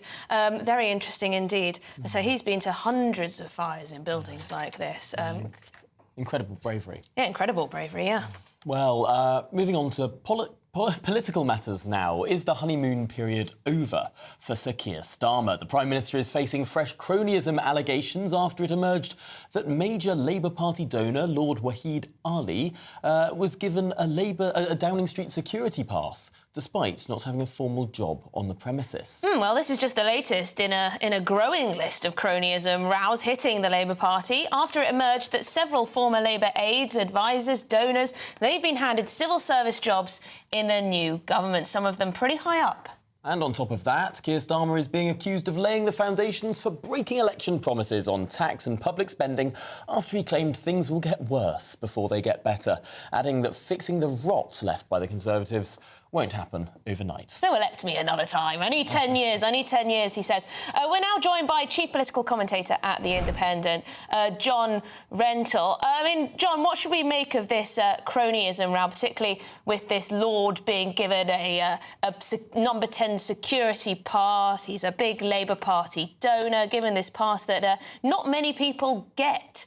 Keir Starmer, he's given two sort of stories on this. Yeah, no. Well, I mean, it's not very important, is it? I mean, we you know. Well, John, it is. It paints a picture, doesn't it? This is fluff and nonsense. I mean, there was a serious problem over the appointment as a Treasury civil servant of someone called Ian Caulfield, because Rachel Reeves had failed to declare that to the civil service that he had donated money to her personally, to her office. That was a terrible oversight and a big mistake. But Ian Caulfield's now left that job and is just advising Rachel Reeves informally, which is what he should have been doing in the first place. Hang on, John.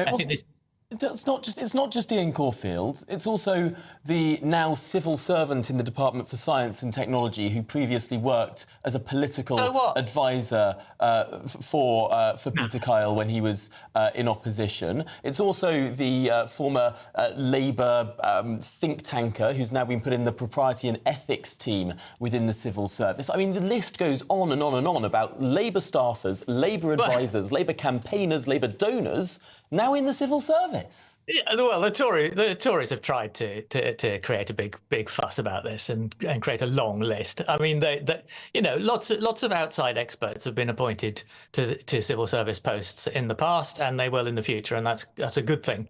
I mean, this is mostly donors, party activists. Well, I mean, and as for Lord Ali, you know, he's an advisor and friend to the Labour leader. I mean, he shouldn't have been given a pass, but I mean, it's no big deal. Calm down. John, there's nothing to see here. Nothing to see here. Come on, you know when there's rows over the Conservatives over this sort of thing, you'd have a lot more to say, John. No, I wouldn't. I genuinely wouldn't. I think the Conservatives appointed a lot of people to civil service posts. I mean, some of whom had been Conservative advisors in the past. Some of whom had some kind of politics. Yes, of course. What about Rachel Reeves' husband? One of the people the Tories appointed to the civil service in DEFRA. Yeah. I mean, that was an outside expert appointment. It seems that the Tories are appointing Labour activists as well as the Labour Party. Yeah, but I mean, and nobody made a fuss about that, quite rightly, because there's no fuss to be made. No, let's concentrate on Keir Starmer's ridiculous speech tomorrow, where he's going to try and talk the country down and say everything's going to get worse. Yeah. That's much more important. Yeah, I'm not really sure about this. I mean, presumably the whole point of telling us that it's all going to get worse is that he can say, well, you need to vote me in another time so I can finish the job, and if I have to tax you to the high heavens, then it's all the Tories' fault, and nothing bad that's happening is my fault. It's all the Tories' fault, and I'm the only one. I don't understand, John. What's this message, really? Well, I mean, that's what he's up to, but I think he's overdoing it because he sounds like... He sounds like a Conservative criticising his own government as things go on getting worse. He ought to be offering people a vision of a brighter future, which I gather he is going to try to do. I mean, I imagine the speech is hastily being rewritten. I'm afraid he'll have to leave in the words rot, rubble and ruin, which I think were ill-advised because they've been pre-released to the press. But John, is this not Starmer repeating the same trick that he did as leader of the Labour Party? It's something that the brilliant author Tom Baldwin wrote about in his biography of Starmer. He calls it the J-curve. The idea that, and this is something that Morgan McSweeney, the senior advisor to Starmer, came up with, the idea that you have to go down before you go up. You have to. So Starmer took the Labour Party. I'd rather just go up. Took the Labour Party down into a dark place with wrangling over constitutional reform, and then shot up into the heights of massive majority government. Could it not be argued that Keir Starmer is doing a first-year downstrike before he just shoots us up into the heights of heady electability? Yeah, well, no, it's not. That's not a bad way of analysing what he's up to. But he shouldn't be doing the analysis. He should leave that to people like me. I can say things have got to get worse before they get better. But he should say, I'm dealing with this tough stuff that I've inherited from the Conservatives. But you know, mark my words, things are going to get better. It'll take time. It won't be instant. But you know, instead of rot, rubble, and ruin, he ought to be offering a brighter future. Well, yes, he's going to compare what he's having to do in terms of cleaning up the Tories' mess with what local communities did in clearing up the mess after the violent unrest we saw a few weeks ago. Not a great analogy. No, I'm not sure about that one. Not sure about that one. Yeah, but I think that is a fair point, because I think most people in this country are on the side of the people who came out after the riots. Well, yes. Sweep up and tidy up, and they are proud of people who do that, and that's a good thing. But trying to compare that to what the Labour government is doing after the Conservatives is a bit much. I mean, implying that Rishi Sunak was running amok throwing bricks at mosques is a little bit... Yeah, it's like when Rishi Sunak kept reminding us of lockdown every time he spoke in the election campaign. Anyway, John Rentoul, political commentator, chief political commentator at The Independent. Thank you very much indeed. Well, lots more to come. This is Good Afternoon Britain on GB News. We're talking Middle East tinderbox. Next, could this thing swell out of control?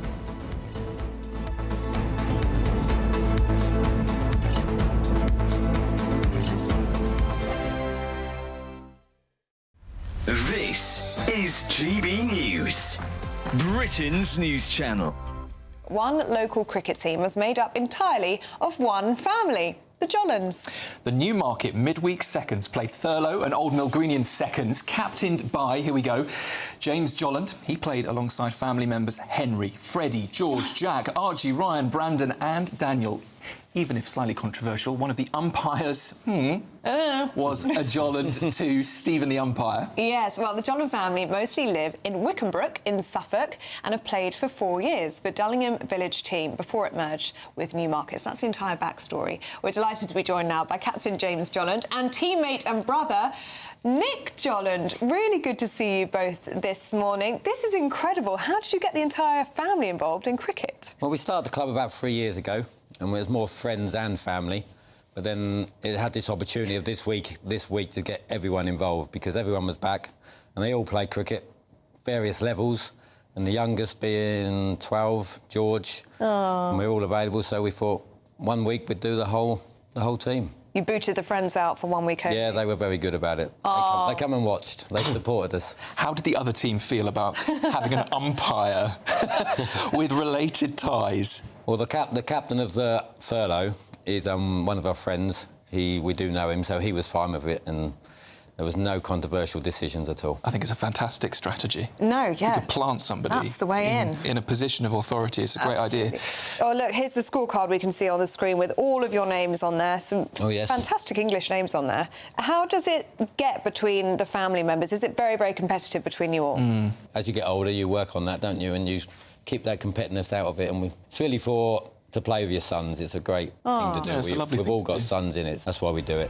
GB News, the People's Channel. Join me, Nana Akweer, for an informative, interactive news programme with a difference. It's fun. It's true. You're not wrong. No one will be cancelled. Lovely. Join me from 3 p.m. every weekend, only on GB News, Britain's news channel.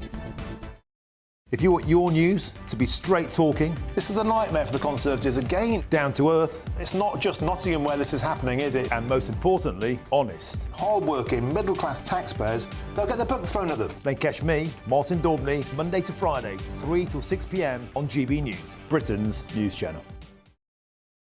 Join me, Neil Oliver, every Sunday night at 6 p.m. on GB News. And if an hour is not nearly enough for you, go to gbnews.com for special extended episodes online every Friday at 9 p.m, where we can truly get into the nitty-gritty of what's going on. GB News, Britain's news channel.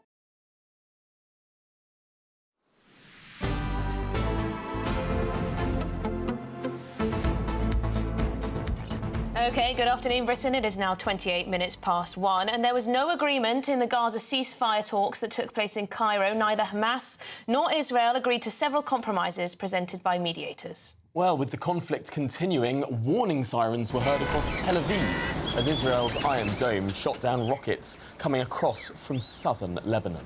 Yes, we're looking at live pictures now of that Lebanon-Israel border there. But shall we speak to research fellow at Henry Jackson Society, Andrew Fox? Andrew, thank you very much indeed for your time. Clearly, Western nations and the Middle Eastern nations, of course, are very worried that this may escalate. Can you tell us a little bit more about Hezbollah, what their aims are in this region, and what exactly is the latest in this conflict? Of course. So Hezbollah are an Iranian proxy organisation. They emerged in the early 1980s in response to an Israeli invasion of Lebanon that was aiming to counter the Palestinian Liberation Organisation. So it's a deeply, deeply complex backstory. But since 7th of October, Hezbollah have been firing missiles into Israel. We've got 60 to 100,000 Israelis displaced from the north of Israel. They can no longer stay in their homes because they're not safe. And in the last sort of 24, 48 hours, we've seen an increase in attempted rocket attacks from Hezbollah in response to Israel killing their military leader, Fuad Shukr. This has been very excellently deterred by the Israelis. They launched 100 planes 2 nights ago, and they destroyed thousands of Hezbollah rockets and rocket launch sites. And the question now is, what will the next move be? Hezbollah say that they've done all they want to now in an attempt to revenge Shukr, but we'll have to see how this plays out over the coming weeks and months. It is a deeply concerning situation across the board, particularly because we've seen what Israel described as a preemptive strike and then, I suppose, post-emptive strikes as well. Obviously, things haven't spilled over to the scale of warfare that we've seen with Hamas, with Hezbollah, but this is really on the cards now. Yes, and it's going to take some diplomatic efforts, I think, to get this to calm down. It's a very difficult thing to say that because Israel is in a real bind. They're under attack from 6 different fronts at the moment, and they can only really deal with one at a time. So they're not going to be able to try and conduct ground operations in Lebanon against Hezbollah, at least until the Gaza war is fully completed, I would suggest. And what is Iran saying? They back this group, they back Hezbollah in terms of funding and presumably strategy. What are they saying about all this? Well, they're keeping pretty quiet. They've had a humiliation of their own when Ismail Haniyeh, who was the political leader of Hamas, was killed in a bombing in Tehran as he was visiting the Iranian regime for the inauguration of their new president. So they've been humiliated internationally, and they'll be keen to try and do something against Israel in response. But the Americans have pushed 2 aircraft carrier groups into the region. There's a nuclear submarine there as well. And the White House has been very clear about repercussions for Iran if they do decide to escalate in a way similar to the one we saw in April, where they launched 500 rockets and drones at Israel, and all but one was shot down. So, Iranian options are quite limited here. They don't have the strongest of militaries. Their entire strategy is based around these proxies they have dotted all around the Middle East. So I wouldn't be overly concerned about an Iranian direct response at this point. That is a reassuring note to end on, I suppose, although, of course, the situation remains very, very volatile. Andrew Fox, really appreciate your time, research fellow at the Henry Jackson Society. Thank you for your expertise this afternoon. Yes, well, this is Good Afternoon Britain on GB News. We've got lots more coming up on today's show, including a question I want to put to you about why on earth teachers are being told to learn about whiteness. Stay tuned.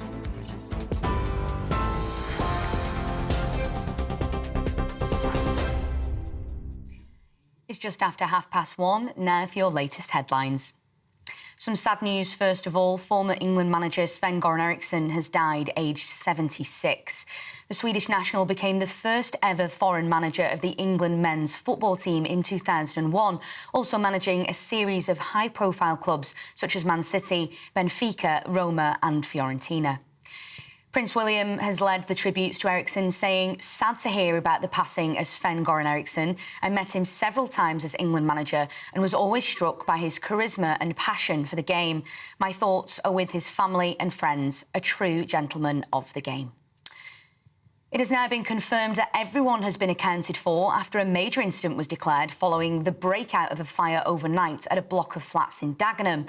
Over 100 people were evacuated from the building, with 2 people being taken to hospital. London Fire Commissioner Andy Rowe has said a full investigation into the fire and its cause will now get underway. He said, "We know there will undoubtedly be concerns around the fire safety issues present within the building, and this will form part of our report." Earlier today, German Chancellor Olaf Scholz has laid flowers at a memorial site where 3 people were killed and 8 injured in a stabbing on Friday. The 26-year-old behind the attack in the city of Solingen has been named as Issa al-H. That was after he gave himself up to the police. The Syrian national is now being investigated by German federal prosecutors for links to the Islamic State. Italian prosecutors have placed the captain of the super yacht which sank off the coast of Sicily last week under investigation. It's been reported that James Cutfield, a 51-year-old New Zealand national, is being investigated for manslaughter and shipwreck. The vessel's sinking led to the deaths of British tech magnate Mike Lynch and 6 other people. Those are your latest GB News headlines. For now, I'm Sophie Reaper. More in half an hour. For the very latest GB News direct to your smartphone, sign up to News Alerts by scanning the QR code or go to gbnews.com/alerts. Cheers Britannia Wine Club proudly sponsors the GB News Financial Report. But here's a quick snapshot of today's markets. The pound will buy you $1.3193 and €1.1818 euros. The price of gold is £1,915.53 per ounce, and the FTSE 100's at 8,327.78 points. Cheers Britannia Wine Club proudly sponsors the GB News Financial Report.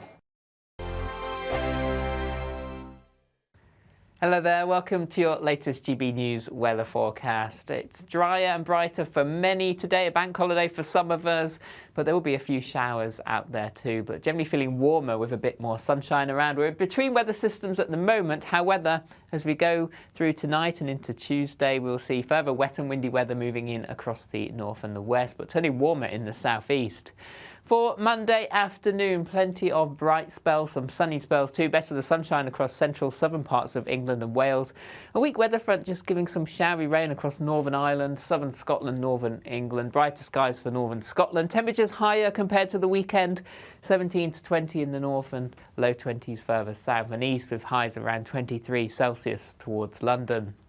Into this evening time, a fine end to the day across southern counties of England and Wales. Largely dry, temperatures in the low 20s and winds much lighter compared to the weekend. Thicker clouds starting to move into Northern Ireland, increasing risk of some rain here. Quite a lot of cloud across parts of northern England into Scotland, a few showers around, but a few glimmers of brightness and temperatures in the mid to high teens. As we go through into the evening time, thicker cloud outbreaks of rain push across Northern Ireland into western Scotland. The rain turning increasingly heavy as we head into the early hours. The wind starting to pick up here too. Possible gales developing through the Irish Sea coastlines as we head towards the end of the night. Some bright echoes there, some heavy rain developing particularly across west and southwest Scotland, perhaps northwest England too. Further south and east, a dry night and fairly warm as we draw in some warmer air from the near continent with those southerly winds. For Tuesday, weather front sits across the north and the west, giving outbreaks of rain. Further southeast, it's dry and bright and warm. Plenty of hazy sunshine here, turning brighter behind it across Northern Ireland, western Scotland. Temperatures up to around 25 Celsius. The latest GB News travel. Good afternoon, I'm Samantha Dean. In West Yorkshire, the M62 eastbound one lane's closed, slow traffic due to an accident from junction 27 at Gildersham to 28 at Tingley. In Greater Manchester, the M60 clockwise is queuing due to an earlier accident from junction 10 Trafford Boulevard to junction 11 Liverpool Road at Barton. In Leicestershire, the M1 northbound exit slip roads blocked, slow traffic due to an accident at junction 21A at Leicester North. In the city of Bristol, the M5 southbound, all traffic's being temporarily held due to an accident from junction 18 Portway roundabout to junction 19 at Portishead. And in Hampshire, the M3 southbound one lane blocked, queuing traffic due to an accident from 11 Winchester South to 12 at Eastleigh. You can stay up to date throughout the day by visiting our website gbnews.com.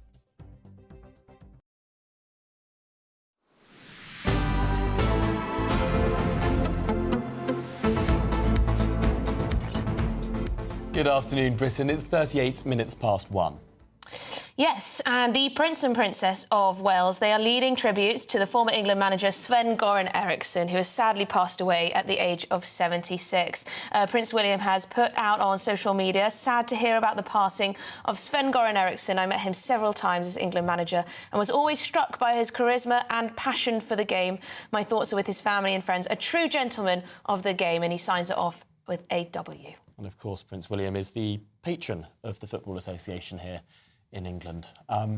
It was revealed, of course, that Sven had pancreatic cancer at the start of the year. He said he had, at best, a year left to live.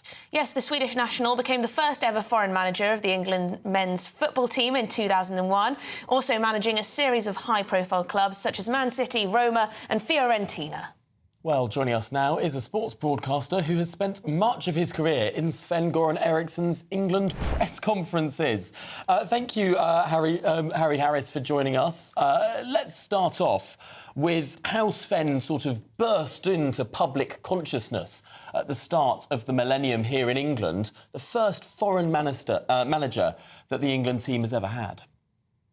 Well, it was hugely controversial and split opinion.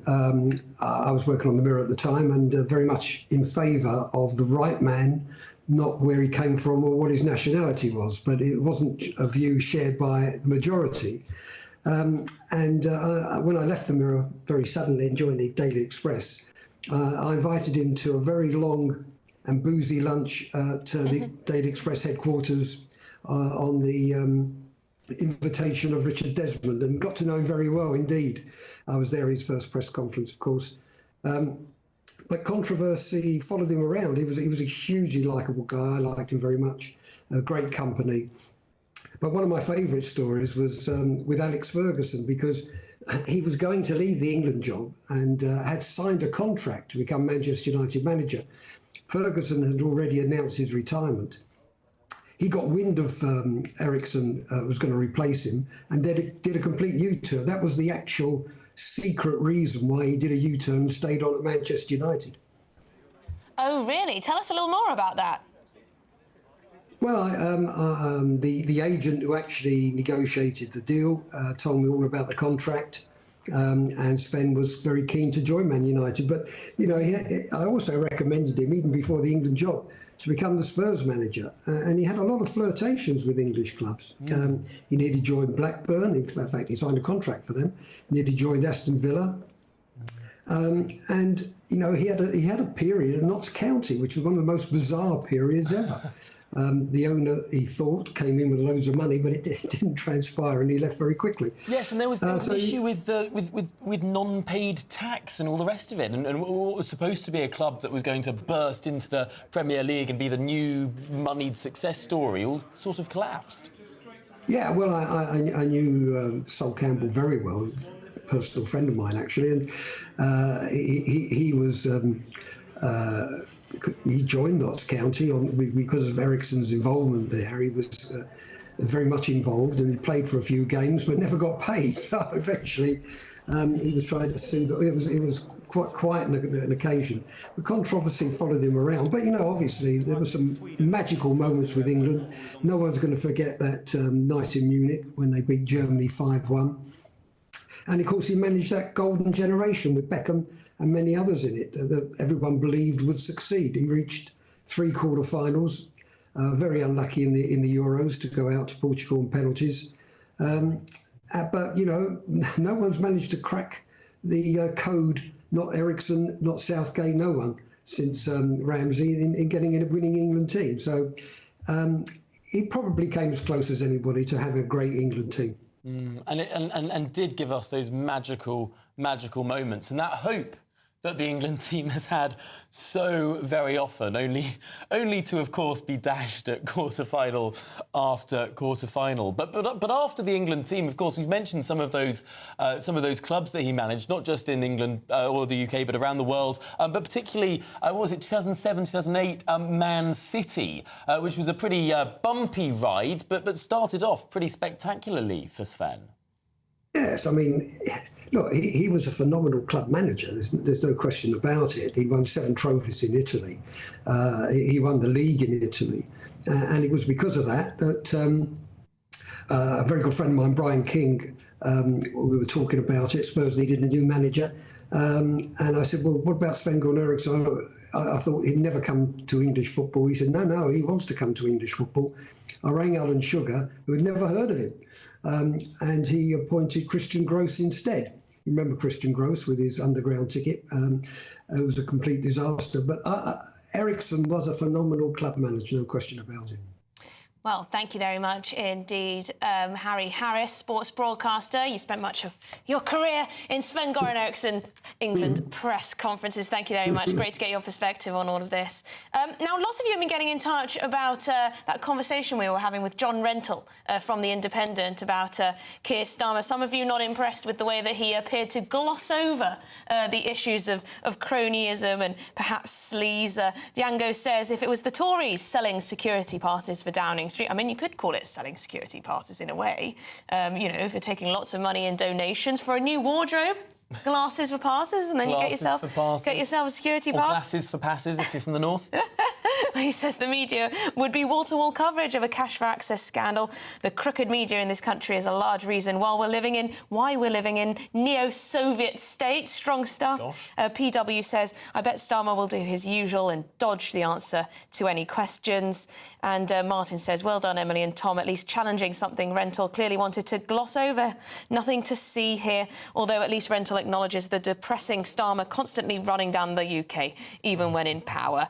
Inspirational, yes. I can't say I'm looking forward to this speech tomorrow. It does sound like it may be very depressing indeed, but of course this is all setting things up for that budget, which probably is going to be a bit tougher for taxpayers. Yes, Y. Decker seems to agree with you. I don't want to hear another address to the nation from Starmer. We all know what he's up to. The only variable will be which face he uses to deliver it. Well, there we go. Scathing assessment. Should say for balance, Grumpy Grandad says politicians from both the Tories and Labour have got away with lying to us for years. They do it that often. We've learned to expect it, almost like it's part of their job. Every time they swap places, they've got a massive mess to sort out. And he goes on. So, yes, unimpressed with either party. Well, part of that mess we'll be talking about after the break. Yes, the mess of the prices of fish and chips in this country. Wondering where you were going with that. This is Good Afternoon Britain on GB News. Don't go anywhere. Sunday with Michael Portillo from 11, only on GB News. John Steinbeck once said of his 1939 novel The Grapes of Wrath that he intended to rip a reader's nerves to rags. Well, GB News sent its famously delicate Stefan Kyriazis to see an adaptation of the work in a London theatre, and somehow he's made it into the studio today. Give people a tiny background about The Grapes of Wrath. It's about the Depression, isn't it? Yes, it's the Great Plains, which were absolutely ravaged by droughts. They'd completely overfarmed the topsoil, so they had all these huge dust storms, and basically the farms were worthless. So they reckon in the 1930s, about 3.5 million people left this huge central agrarian area of America. And this is a very poor, white working region. Often, many of them headed for the coast to California to this dream of orange groves, white houses, plentiful work. And we focus in on the Joad family, very poor, very working class. Tom Chode has just got out of prison for homicide in self-defence, and he's played by one of the Treadaways, Luke Treadaway, who I confused with his twin Harry. Understandably. They are identical. And so they pack everything into this kind of old-fashioned jalopy. It's a bit like Beverly Hillbillies, but not humorous. I think there's about 13 people crammed, hanging off the sides, and they embark on this odyssey across the country.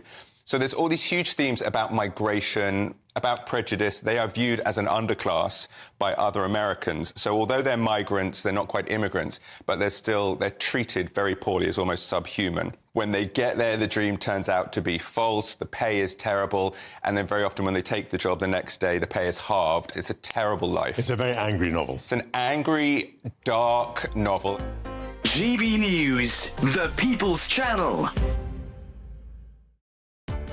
Welcome to State of the Nation, daily plunge into the stories shaping our country. I'm Jacob Rees-Mogg, and Monday to Thursday we bring you the insights, the facts, the truth about how our country is being governed. Because what happens in Downing Street matters down your street. Tune in to State of the Nation every Monday to Thursday, 8 to 9 o'clock. Only on GB News, the People's Channel, Britain's news channel. Are the newspapers getting you down? My wife didn't divorce me that month. Struggling to separate the wheat from the chaff? I know that it's a bit of a circus at the best of times. Well, don't worry. Headliners has got you covered. We'll take the burden of reading the day's news, and if we get depressed, who cares? It's an occupational hazard, frankly. That's Headliners on GB News from 11 p.m. till midnight, and the following morning, 5 till 6 a.m. on GB News, the comedy channel. Nah, just kidding. Britain's news channel.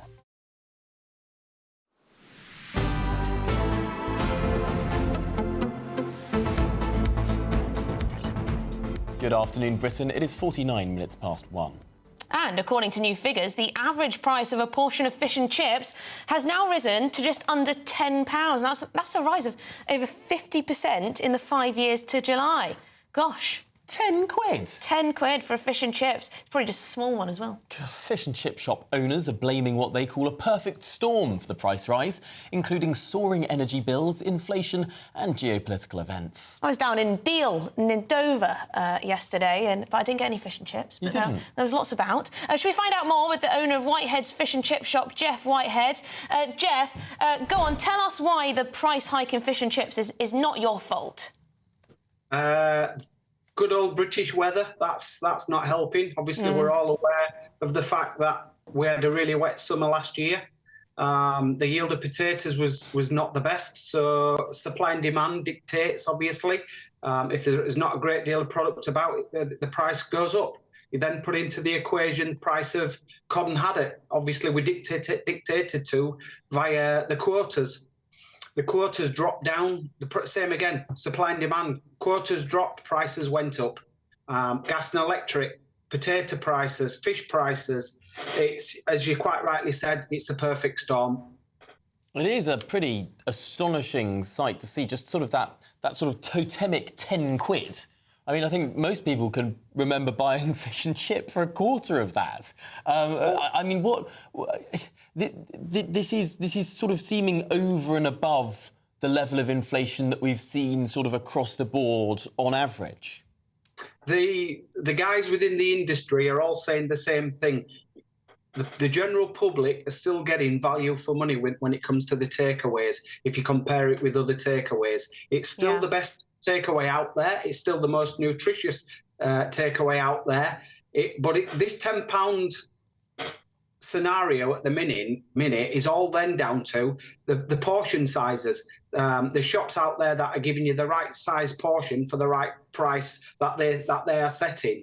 So don't be hoodwinked into thinking that just because it's £10, you're not getting value for money, because you most certainly are. Oh, yeah, certainly. I mean, a good fish and chips is something that pretty much everyone enjoys. And there are a lot of people out there who will be willing to pay £10, even more than £10, for a really good fish and chips. I mean, it's absolutely delicious. Although actually, I have to say, I suppose the last few times I've ordered fish and chips, I've never been able to finish the thing. It's always enormous. So perhaps just one, you you can share it with a couple of people. Oh no, don't tell people price. that. Don't tell people that. You'll put fish and chip shops out of business. But has business been impacted by the price hikes? I mean, not your fault, perfect storm of reasons why the prices are going up. But can people afford it? Obviously, when it comes to people are being picky, they'll come in, look at the menu, see the different prices, and then they'll make the choice thereafter. We put on an all-day special to try and compensate for this. I can't eat a regular fish and chips in my place; it's too big. So I put something on which suited me, and it also suits the public. We put out an all-day special: fish, small fish, a little bit more chips with peas. Do that for $6.95, so it's more affordable, and you're getting the perfect portion as well. Yeah, that's quite nice, particularly for lunch, maybe. Are we getting more innovation in the way that fish and chips are delivered these days? Perhaps I've got in the view of my head just sort of generic, they just slap a massive battered fish and loads of chips, but there's lots more options. They're starting to think outside the box now, because they have to. Outside the fish and chip box.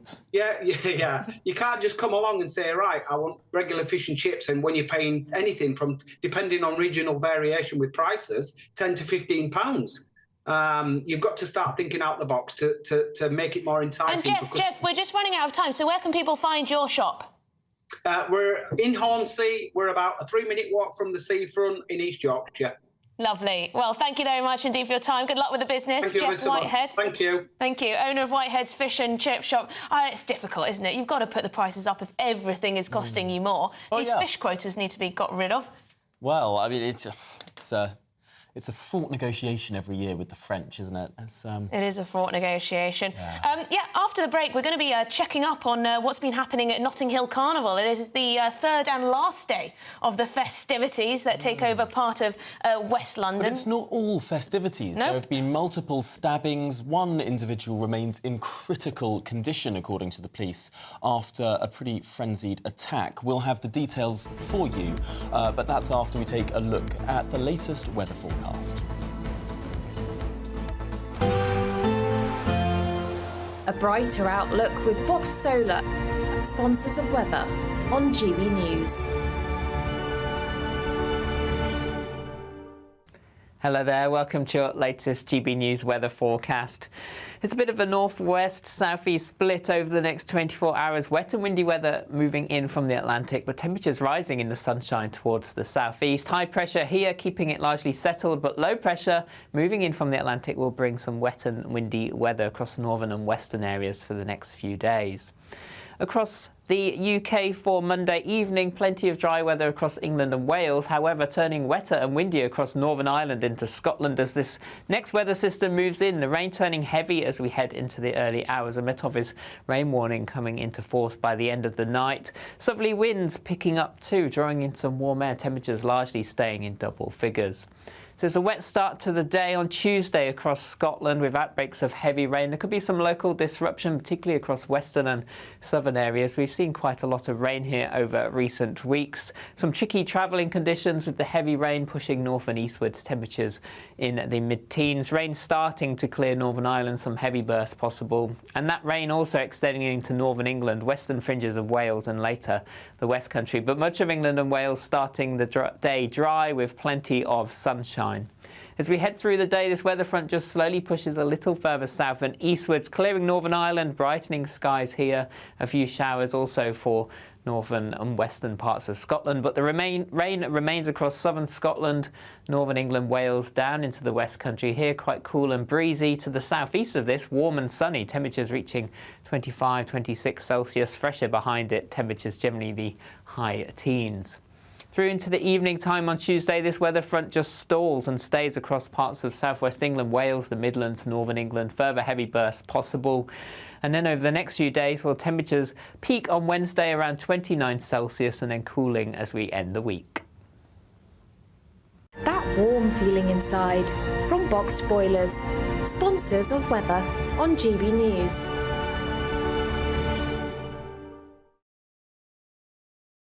It's the final week to see how you could win an incredible £30,000 in cash. It's extra cash that could really make a difference to your coming year. You could find yourself on that holiday you've always wanted to take, buy that treat that always seemed out of reach, or just send some of those day-to-day financial stresses packing. Time is ticking. Get your entry in now. For another chance to win £30,000 in tax-free cash, text CASH to 63232. Text costs £2 plus one standard network rate message. You can enter online at gbnews.com/win. Entries cost £2. Or post your name and number to GB07, PO Box 8690, Derby DE1 9TT. UK only. Entrance must be 18 or over. Lines close at 5 p.m. on the 30th of August. Please check the closing time if listening or watching on demand. Good luck. Join me, Camilla Tominey, for a frank and honest discussion with those in power that cuts through the spin and gets to the heart of the issues shaping our nation. You haven't confirmed that you want to stand as leader, but you haven't ruled it out either. This report basically says that he's not fit to stand trial. Is he indecisive? Incompetent? I deliver the dose of reality Westminster needs. That's the Camilla Tominey Show at 9:30 every Sunday on GB News, the People's Channel, Britain's news channel. Hi there, I'm Michelle Dewberry and I'm going to take a second to tell you all about my show, Dubes & Co. We start off with the issues of the day. We then bring in both sides of the arguments. We get rid of the disrespect. And then you throw me into the mix. And trust me, I'll tell it exactly how it is. And then, of course, the magic ingredient, you at home. We mix it all together and what have we got, in my opinion, the best debate show in town. Monday to Friday, 6 till 7 on GB News, Britain's news channel. Are the newspapers getting you down? My wife didn't divorce me that month. Struggling to separate the wheat from the chaff? I know that it's a bit of a circus at the best of times. Well, don't worry, Headliners has got you covered. We'll take the burden of reading the day's news, and if we get depressed, who cares? It's an occupational hazard, frankly. That's Headliners on GB News from 11 p.m. till midnight, and the following morning, 5 till 6 a.m. on GB News, the comedy channel. Nah, just kidding. Britain's news channel. I'm Patrick Christie's. Every weeknight from 9, I bring you 2 hours of unmissable, explosive debate and headline-grabbing interviews. What impact has that had? We got death threats and the bomb threat and so on. As time passes, She could have said Stump. you made my argument for me. My guest and I tackle the issues that really matter with a sharp take on every story. Went everywhere. Something practical could be done. Or I can become something different. Patrick Christie's tonight from 9 p.m. only on GB News, Britain's news channel.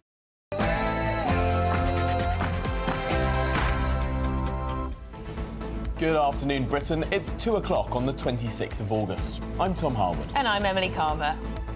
The former England manager Sven-Goran Eriksson has died today at the age of 76.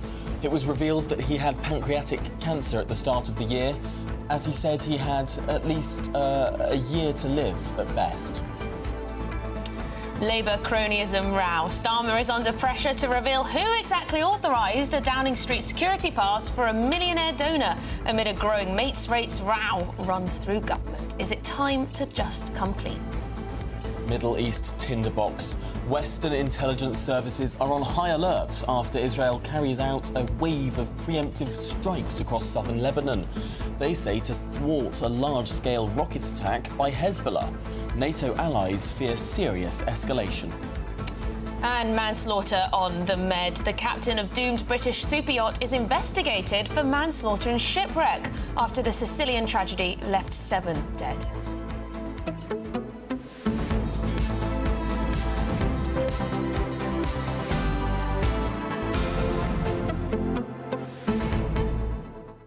And it's a rather big day in West London, in Notting Hill, the Notting Hill Carnival. Apparently 1 million people will descend on the area. Gosh, what a bank holiday it is for them. But of course, it's not all jubilation. There have been some serious policing incidents. Of course, a 32-year-old woman who was stabbed yesterday remains in critical condition in hospital, and the police are now appealing for further information about any violence that may take place today, which is a remarkable thing for the police to say. Now, I'm in 2 minds about the whole Notting Hill Carnival, because I understand for a lot of people it is a fantastic celebration. People have an absolutely wonderful time. You know, people get all dressed up. They've been rehearsing some of these dances and songs and music, and there's lots of artists there, and it's a nice day out for a lot of people. But it always comes with this spike in violent crime in the area. And you've got Age UK, the charity, for example, working with older residents in the area to essentially ship them out for the weekend so they don't have to put up, presumably, with the noise and the mess and the risk. And the risk.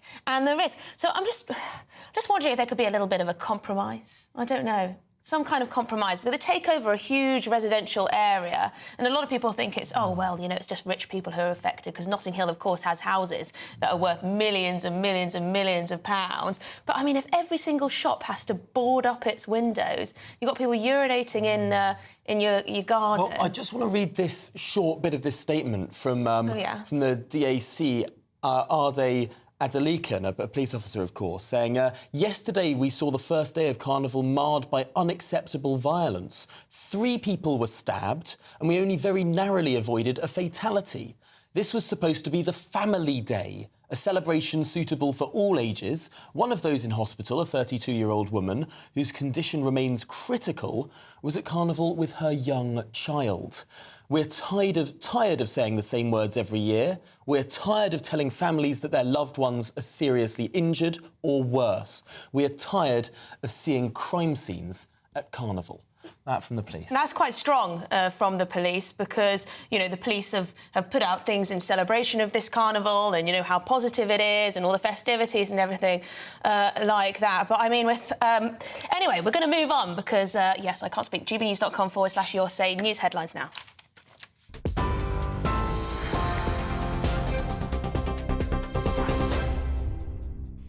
Good afternoon. It's 3 minutes past 2 now for your top stories from the GB newsroom.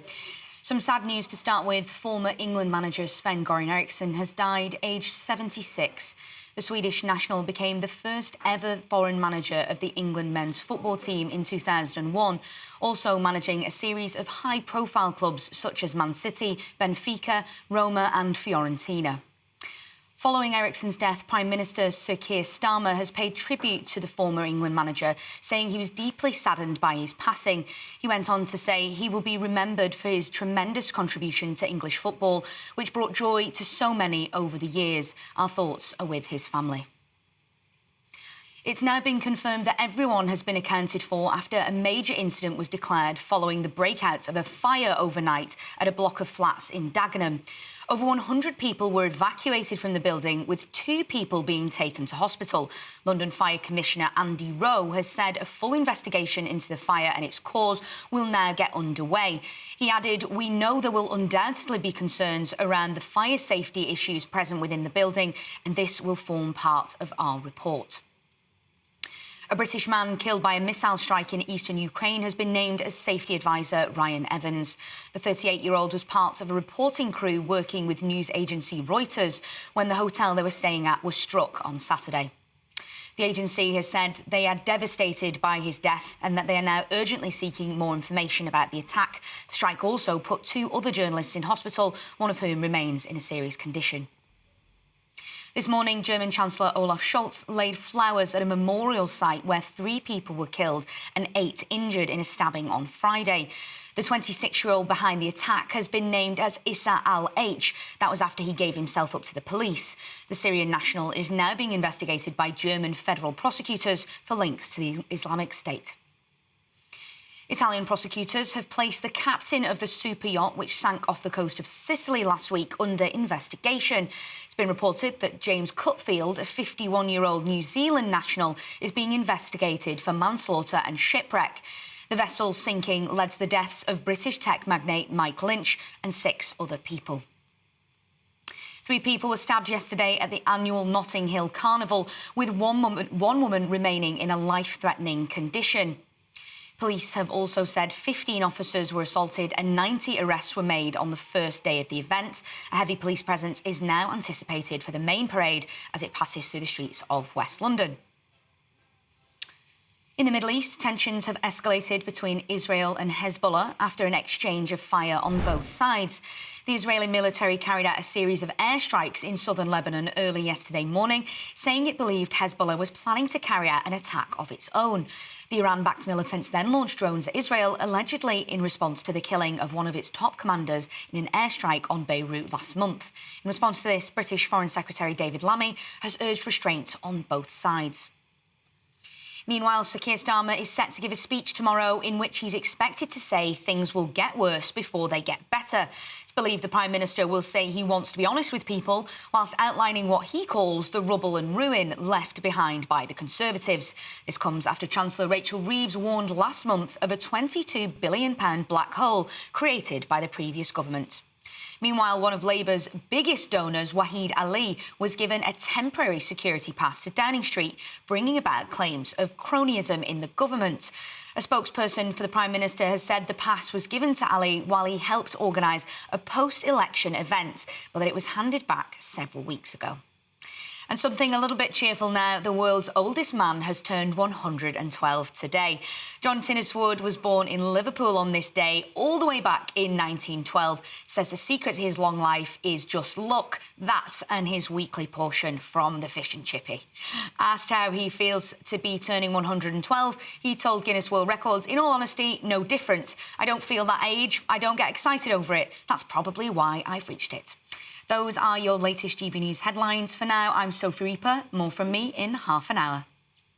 For the very latest GB News direct to your smartphone, sign up to News Alerts by scanning the QR code or go to gbnews.com/alerts.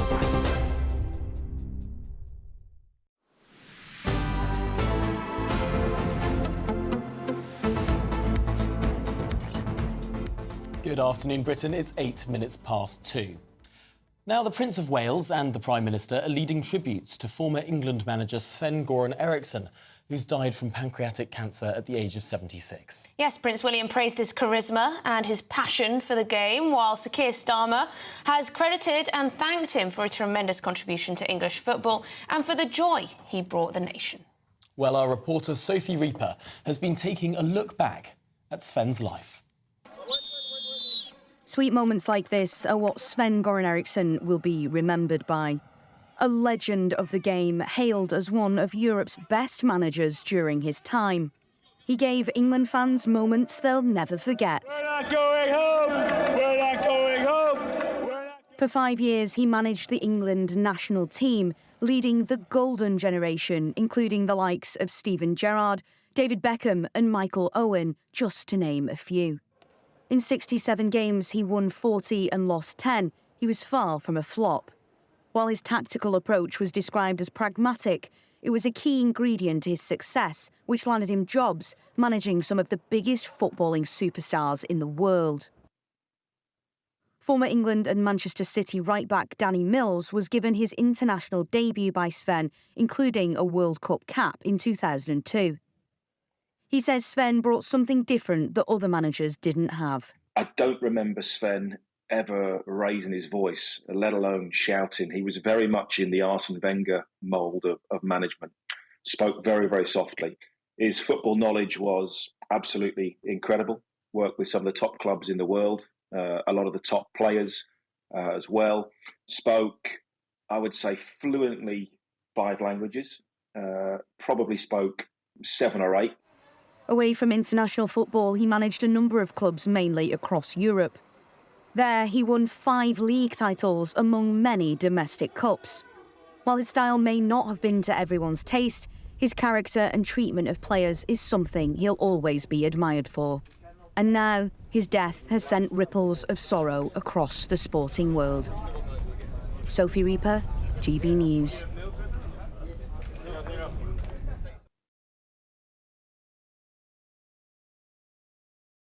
Well, there's a look back on Sven-Goran Eriksson's life. As we said, the tributes are flooding in, led by Prince William and, of course, the Prime Minister too. Well, let's move on now, because Italian prosecutors have launched a manslaughter investigation into the captain of the Bayesian super yacht after it sank off the coast of Sicily last week, killing 7 people. Now, whilst it's believed that a sudden meteorological event played a large role in the vessel's sinking, the investigation will look into whether there was negligence on the part of the yacht's 51-year-old captain, James Cutfield, whether that ultimately caused the deaths of those that perished, which included British tech tycoon Mike Lynch and his daughter, who was only 18 years old, Hannah.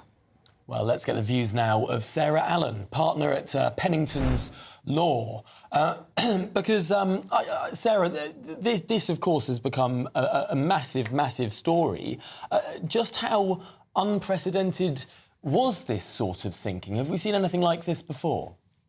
No, we haven't. I mean, we've heard of storms and hurricanes in the past, but certainly a yacht of this size, her proximity to the shore, she wasn't being raced or anything like that. The sails were down. It wasn't just the suddenness of the storm. It was actually this weather event. We don't know exactly what that was.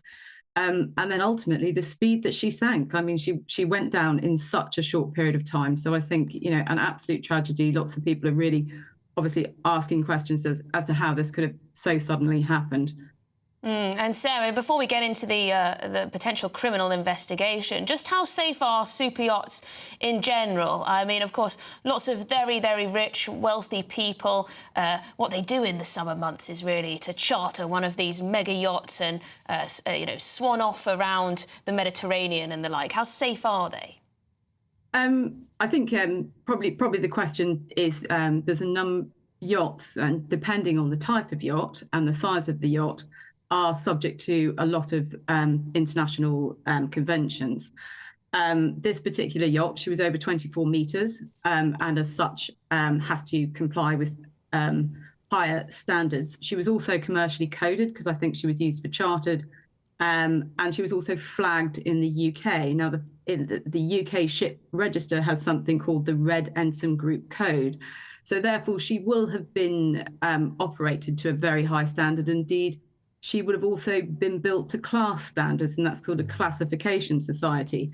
And I think she's also well managed as a yacht with a designated shore manager. So ultimately, this will have been a yacht that's very well managed, and a number of the yachts that are chartered and used are run very well. And I suppose this brings us on to the question of if the yacht was, you know, kept in dock well, it fit all of these stringent regulations that you're talking about for yachts of that size.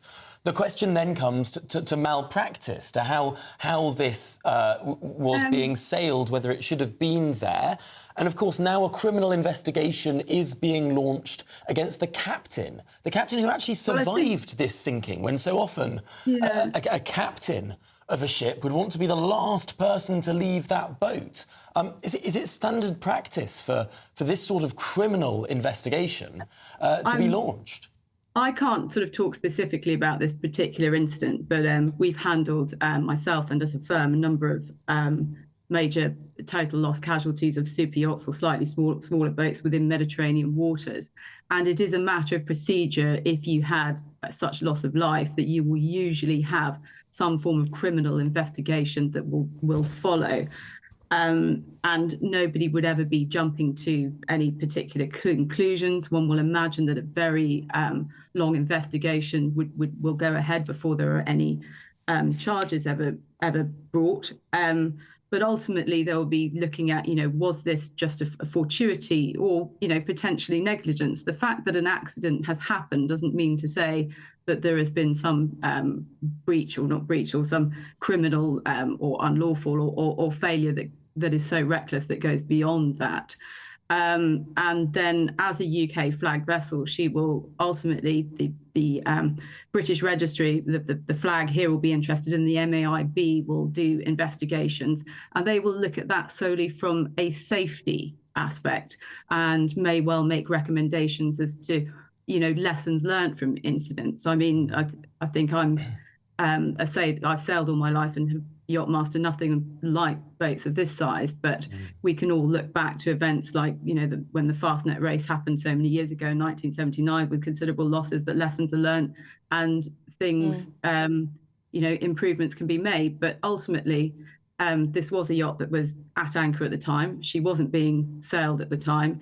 And I think insurers and people are becoming much more aware of the suddenness of the storms that are occurring in the Mediterranean. I mean, recently, there was one in Formentura and things, but as you say, storms aren't, you know, they do happen, and this is an absolute tragedy. But further investigations need to take place. Well, Sarah Allen, thank you so much for your expertise on all matters of law around this. Really appreciate your time. Sarah Allen, partner at Pennington's Law. Thanks. Thank you very much. Well, is the honeymoon officially over for Sir Keir Starmer, if there was one? The Prime Minister is facing fresh cronyism allegations after it emerged that major Labour Party donor Lord Wahid Ali was given a Downing Street security pass despite not having a formal job on the premises. Well, this is the latest in an ever-growing list of cronyism rows hitting the Labour Party after it emerged several former Labour Party aides, advisers and donors have all been handed civil service jobs in this new government. OK, well, we're joined by political correspondent at The Spectator, James Heal. James, what sticks out for you here? We've had these appointments to the civil service. We've now got this party donor being given a top security pass to number 10 without actually having a job there. What's in this story?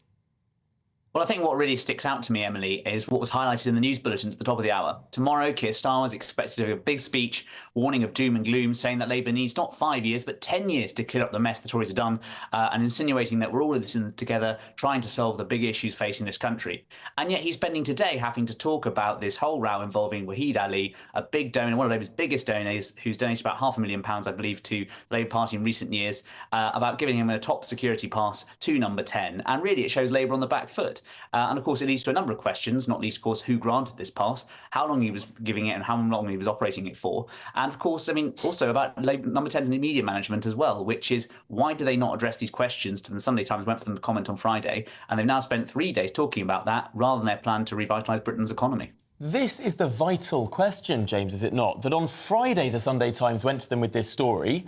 They didn't give a fulsome response. They didn't say anything to contradict the fact that this person had a pass.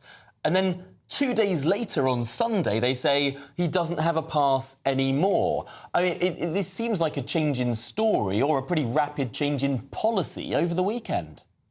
Yes, and I think that anyone who's been following British politics for the last few years ought to know that whoever is in number 10 often does become the story very quickly. And of course, there were stories about Dougie Smith from the Tories having a pass to Downing Street. In this case, of course, it's partly because they just haven't simply been honest about it. And what the Sunday Times team have been saying is that we went to them for comment. They seemed to suggest he didn't have a pass. Now they say they did have a pass, but that it was only for a short time a few weeks ago, and tried to sort of play down those suggestions. So they sent Pat McFadden, their best spinner, out on Sunday to sort of play down. He suggested he might have had a pass in the past.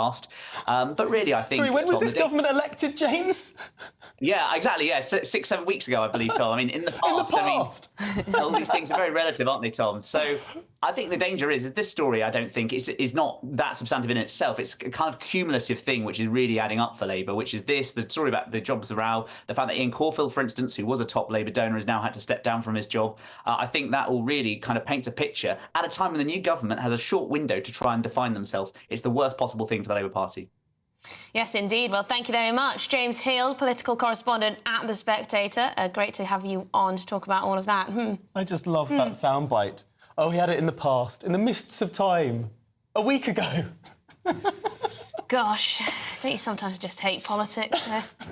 A lot more coming up on today's show. Now, of course, those brutal stabbings in Germany, in Solingen in West Germany, just a couple of days ago. We're going to be asking whether ISIS is making a comeback in Western Europe. Stay with us.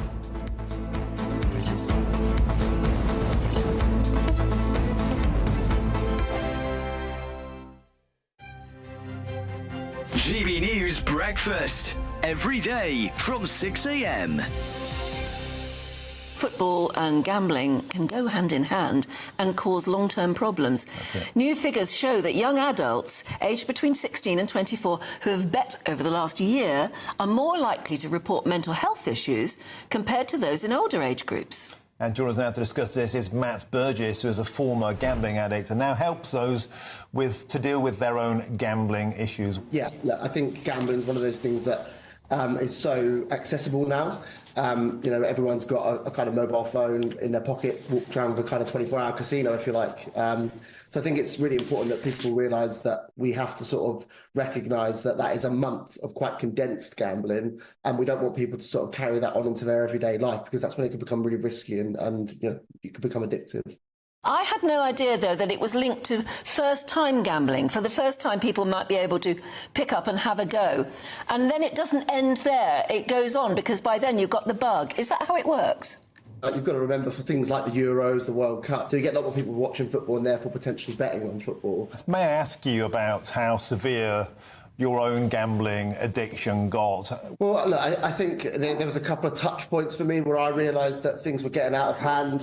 There were some times at university where, I kind of thought, I'm definitely doing this a bit too much, but, kind of thought maybe it would move on once I left, but it didn't. It did follow me. And then, I got to points where I was at my worst gambling 16, 17 hours a day. I was spending huge amounts of money. It can spiral out of control very, very quickly. And that was the important thing that we want to highlight is, what can start as fun can become very, very dangerous in a sense. GB News, the People's Channel. Every Saturday, 10 till 12, we'll bring you all of the news that you need to know. We'll also remind you that there is so much to smile about. It's my favourite time of the week. I get to relax, enjoy some light-hearted stories, and let Ellie teach me about fashion too. That's Saturday Morning Live, every Saturday, 10 till 12. Only on GB News, Britain's news channel. I'm Christopher Hope. From pop stars to politicians, I'll interview anybody in a pub who's got political opinion. Join me every Friday on Spotify, Apple Podcasts, YouTube or gbnews.com, or wherever you get your podcasts. This is GB News, the People's Channel. If you want your news to be straight talking, this is a nightmare for the Conservatives again. Down to earth. It's not just Nottingham where this is happening, is it? And most importantly, honest. Hard-working, middle-class taxpayers, they'll get their book thrown at them. Then catch me, Martin Daubney, Monday to Friday, 3 till 6 p.m. on GB News, Britain's news channel.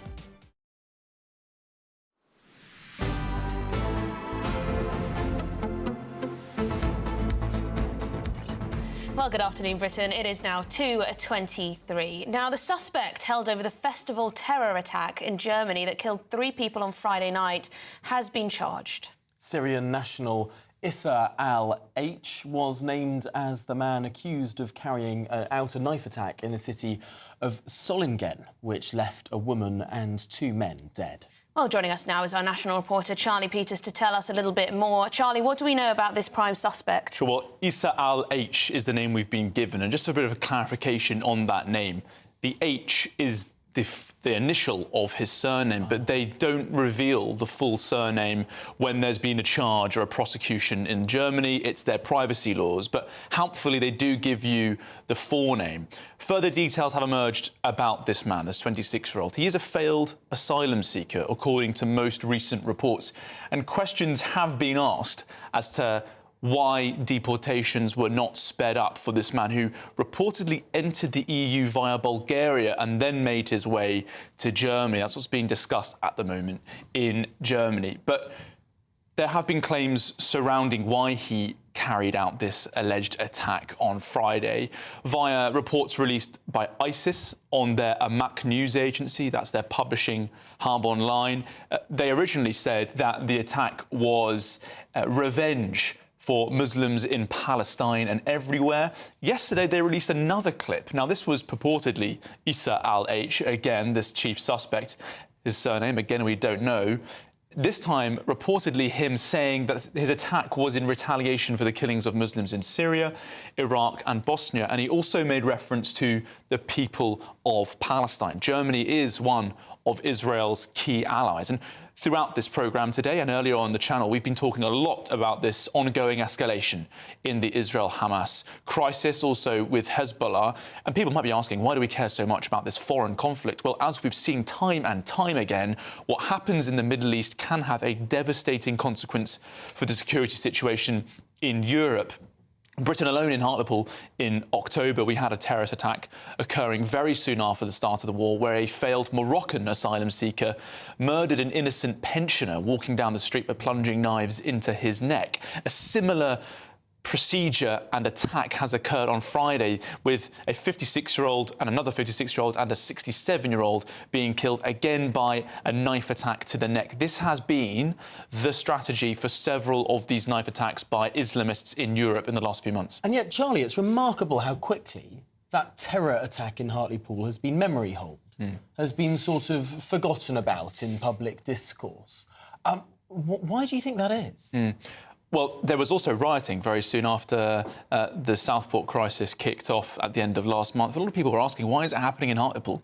Partly because of that, Tom. People didn't know about the extent of the anger in that Teesside town over that terror attack in October. People weren't aware how furious people were about that. Obviously, the rioting and the disorder was completely unacceptable, but the violence was in reaction to, I think, people feeling as though they had been ignored over that crisis. Was it partly because when it happened, no one sort of knew it was a terror. It was only announced as a terror attack quite a while after it happened, and so it didn't get the sort of coverage that you would have got on an immediate incident. I mean, it does seem that perhaps there's been a dereliction of duty from a lot of the media there in reporting such a thing. I think we are limited in the reporting restrictions given to us by the counter-terrorism policing. I was aware of that case early on, but we are limited in what we're allowed to reveal due to the ongoing legal processes in this country. Germany, those restrictions aren't quite so severe. We've got a name, we haven't got a surname, but Al H is what we have. And they've also given some information on what they described as an Islamist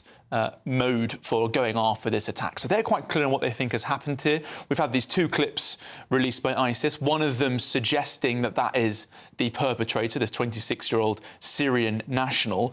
And the wider conversation happening in Germany now is about whether or not the immigration facilities in the country, their capacity to carry out deportations, is that a weak link in the country's security apparatus? And it comes a bit of wider discussion also about how badly the BND is doing, Germany's intelligence agency. Earlier in August of last year, two of its former chiefs said that the agency was collapsing and that the intelligence services, I quote, must not be allowed to degenerate further into toothless watchdogs with muzzles and iron chains. And we've had the conversation in this country many a time. While failed asylum seekers have gone on to commit crimes, why were they in the country to begin with or not deported more quickly? But this is what ISIS does, isn't it? It just tells their followers who are in the West to just grab a knife, grab a weapon, whatever you can, and just try and kill as many people as possible. Anyway, we'll bring you some more updates. Thank you very much, Charlie. Peter's our national reporter. Well, on to Notting Hill Carnival now, where the festivities are truly underway, but also providing a huge policing headache for the Met. Yes, earlier today, the Met published a list of the crimes committed at the Carnival yesterday, including sexual offences, assaults on police officers, and even stabbings, with one woman being left in a critical condition. Well, let's get the thoughts now of the former Met Police detective, Chief Superintendent Kevin Hurley. Kevin, it's pretty extraordinary to see the list of offences posted there online by the police, but also a more emotional statement too, saying time and time again, year and year again, what is supposed to be, well, in the case of yesterday, a family day, ended up with stabbings. Yeah, well, I mean, I'm not surprised because I policed the Carnival for many years.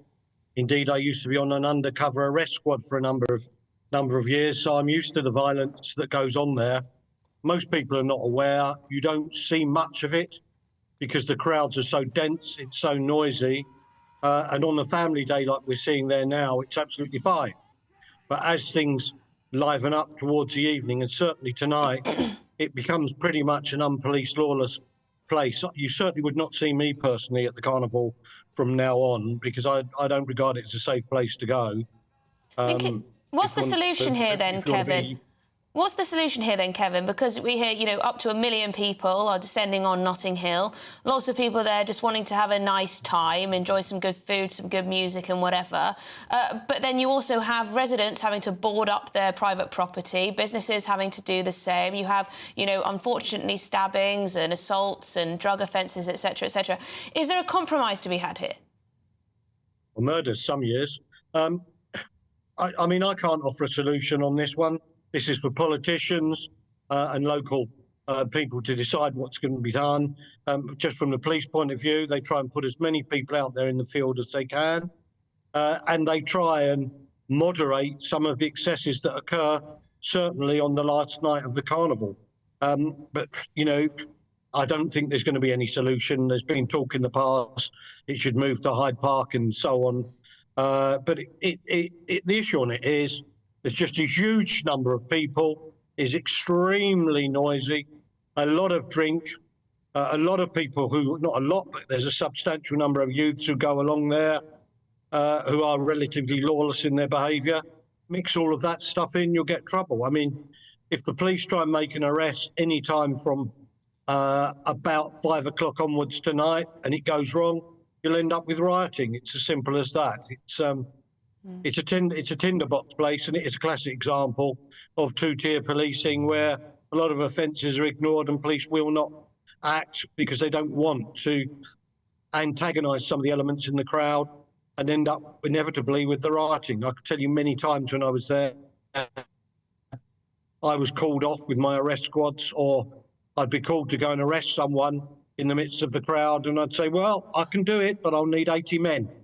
Do you want to risk what's going to happen next? And of course, senior police leadership would always say, well, no, we'll leave it then. This is for serious offences, I might add, like knife-point robbery. That's it's the nature of the carnival. That's very worrying, and also just the number of police resources just for this one weekend. I do worry about crime elsewhere in the capital. Sorry. So no, just how revealing that is about the mindset of sort of how these decisions are made on the ground. Perhaps not an intentional level of two-tier policing, but just the reality that it could cause more trouble to do an arrest there, then it's worth. An extraordinary place to find ourselves in. Kevin Hurley, really appreciate your expertise, your experience there. Fascinating stuff. Former Met Police Detective Chief Superintendent Kevin Hurley. Yeah, I mean, you've got thousands of people in just a small space. You know, one arrest could, kick things off. It's a Good Afternoon Britain on GB News. We've got lots more coming up on today's show. We're quickly going to get the headlines, though, and we'll be back.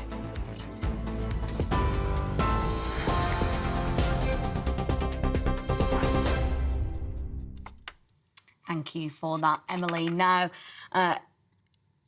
some sad news to start with. Sven-Goran Eriksson, former England manager, has died aged 76. The Swedish national became the first ever foreign manager of the England men's football team in 2001, also managing a series of high-profile clubs such as Man City, Benfica, Roma and Fiorentina.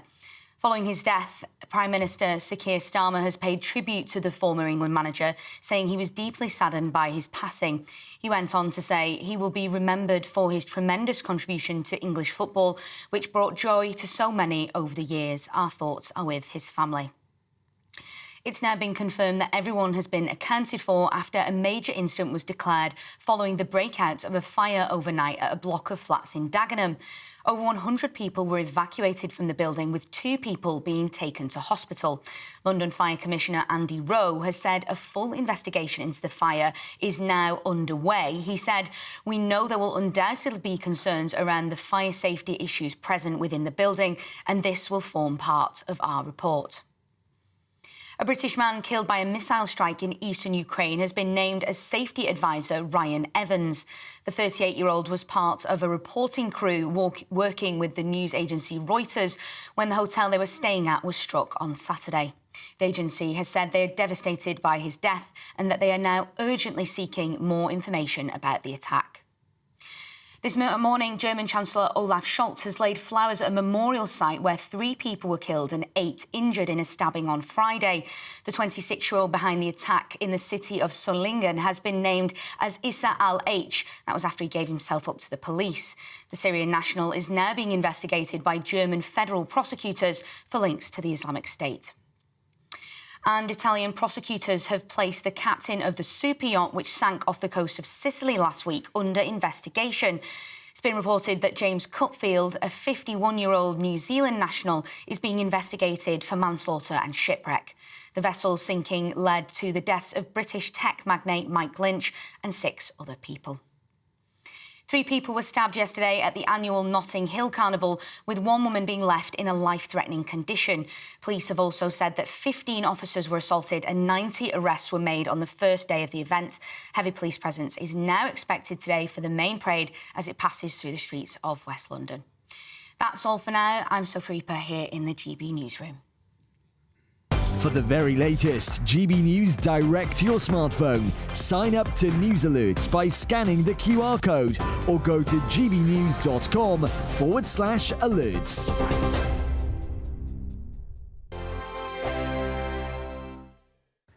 Hello there, welcome to your latest GB News weather forecast. It's drier and brighter for many today, a bank holiday for some of us, but there will be a few showers out there too, but generally feeling warmer with a bit more sunshine around. We're between weather systems at the moment. However, as we go through tonight and into Tuesday, we'll see further wet and windy weather moving in across the north and the west, but turning warmer in the southeast. For Monday afternoon, plenty of bright spells, some sunny spells too. Best of the sunshine across central southern parts of England and Wales. A weak weather front just giving some showery rain across Northern Ireland, southern Scotland, northern England. Brighter skies for northern Scotland. Temperatures higher compared to the weekend. 17 to 20 in the north and low 20s further south and east, with highs around 23 Celsius towards London. Into this evening time, a fine end to the day across southern counties of England and Wales. Largely dry, temperatures in the low 20s and winds much lighter compared to the weekend. Thicker clouds starting to move into Northern Ireland, increasing risk of some rain here. Quite a lot of cloud across parts of northern England into Scotland, a few showers around, but a few glimmers of brightness and temperatures in the mid to high teens. As we go through into the evening time, thicker cloud outbreaks of rain push across Northern Ireland into western Scotland. The rain turning increasingly heavy as we head into the early hours. The wind starting to pick up here too. Possible gales developing through the Irish Sea coastlines as we head towards the end of the night. Some bright echoes there, some heavy rain developing particularly across west and southwest Scotland, perhaps northwest England too. Further south and east, a dry night and fairly warm as we draw in some warmer air from the near continent with those southerly winds. For Tuesday, weather front sits across the north and the west, giving outbreaks of rain. Further southeast, it's dry and bright and warm. Plenty of hazy sunshine here, turning brighter behind it across Northern Ireland, western Scotland. Temperatures up to around 25 Celsius.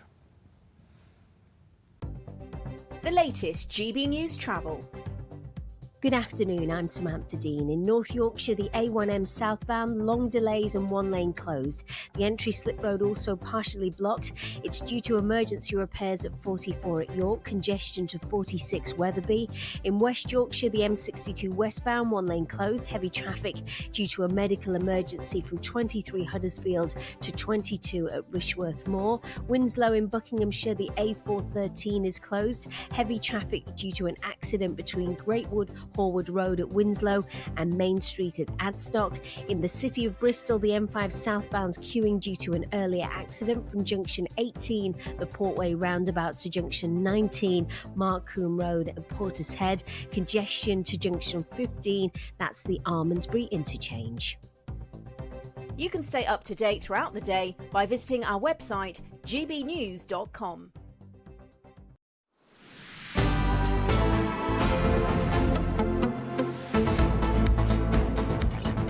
2:39 is the time. You're watching, listening to Good Afternoon Britain. But coming up at 3 o'clock is, of course, Martin Daubney. Martin, so what have you got on your plate today for us? Great what show, guys, and happy birthday, Tom. I believe you're a birthday boy today, so happy birthday there. Yeah, continuing the tributes to Sven-Goran Eriksson. So long, Sven. I worked in the newspaper game when he was the England gaffer, part international manager, part international playboy, a legend that taught us to embrace the continent, stop being so tied to the aspect that the England gaffer had to be from England, and of course gave us that forever night in Munich when we murdered the Germans 5-1. That was enough for most England fans to cherish his legacy forever, and also continue your conversation about the Notting Hill Carnival. I'll speak to 3 former London coppers, one who spent a lot of time policing Notting Hill, saying not on your Nelly, Notting Hill needs to go. He thinks it benefits from 2-tier policing. There'd be far more arrests if they applied the law in the same way they do, for example, at St George's Day March, let alone a far-right march of patriots. Soft policing means we get low arrests. The actual arrest tally will be much higher.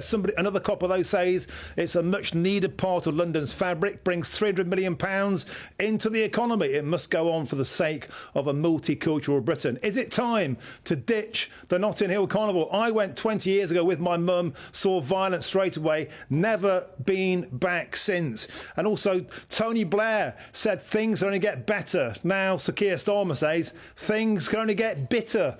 Have the Labour Party totally lost all their optimism? And who can blame them? Because the country seems to have lost it too. All come in 3 till 6. Gosh, sounds like a jam-packed show, Martin. And thank you for the happy birthday. I will make sure that I cut you a piece of caterpillar cake.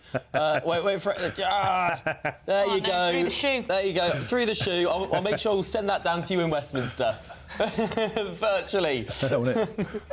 Great, look forward to it. 3 till 6. Oh, always a good show, always a cracking show. Now, in other news, teachers across the UK are set to receive new training aimed at challenging whiteness in the classroom, whatever that means. Well, the controversial guidance, which has been endorsed by major universities and teaching unions, seeks to embed anti-racist practices in education and reshape how educators approach racial issues in schools. OK, well, joining us now to discuss this is teacher Bobby Seagull. Bobby, this sort of thing is going to put off people from joining the profession, surely. So the way I think about it is, firstly, I just want to say happy birthday to Tom. And as a quiz fact, 1676 was the birth date, same as you, as Sir Robert Walpole, the first ever Prime Minister. So you share a great birthday. But back onto the teaching issue. So I think it's absolutely right that teachers should promote an education that's A, inclusive, B, tolerant, and C, anti-racist. And again, teachers, students, we should be taught to challenge discriminating behaviours, because ultimately, as educators, we need to create young people that can contribute positively. Yeah, OK, Bobby, but white people shouldn't be taught that they have whiteness, whatever that means. And they certainly shouldn't be told to project a positive white racial identity. I mean, what on earth is that? Yeah, so this is where I think it gets complex, because race, education and social justice, they're not like maths. It's not like Pythagoras' theorem where there's always the same answer every time.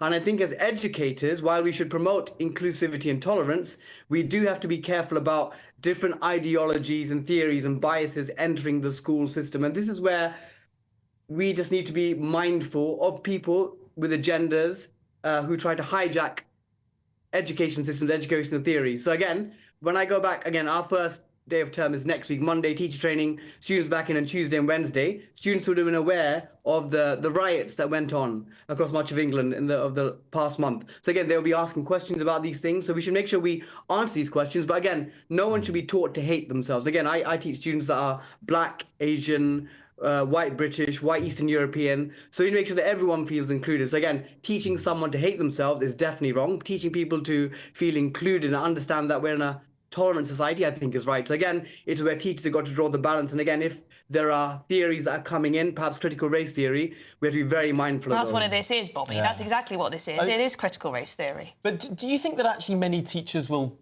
be paying attention to stuff like this? How compulsory is when the relatively militant teaching union sort of says do all of this peculiar stuff? I mean, I guess teachers just want to teach. They don't want to have to go through sort of some ideological crusade. So again, this is where I think you're right, teachers do. Again, if you're in primary school, you teach year 4, year 5, year 6. In secondary, you teach a subject like maths or science, and you just want to teach. But if you're a teacher, often it involves doing PSHE, which is personal, social and health education. And that's more wider societal impact learning. And for that, often schools, head teachers will set an agenda. Again, these teaching unions will set like a guidance, and schools will choose to adopt it in the way they want to. And again, if a head teacher says we're going to be teaching this policy, then teachers, it's difficult to go against it. So again, teachers individually have to follow the policy of the head teacher. I mean, Bobby, or the this is just racist stuff. I mean, it makes me want to weep. I mean, teachers will be instructed in how to disrupt the centrality of whiteness in schools, according to a best practice document. I mean, what on earth does that mean? The centrality of whiteness. Bobby, like, what does that mean? Because it sounds like just, I don't know, want to put white people on the bottom of the pile? I don't understand. What does it mean?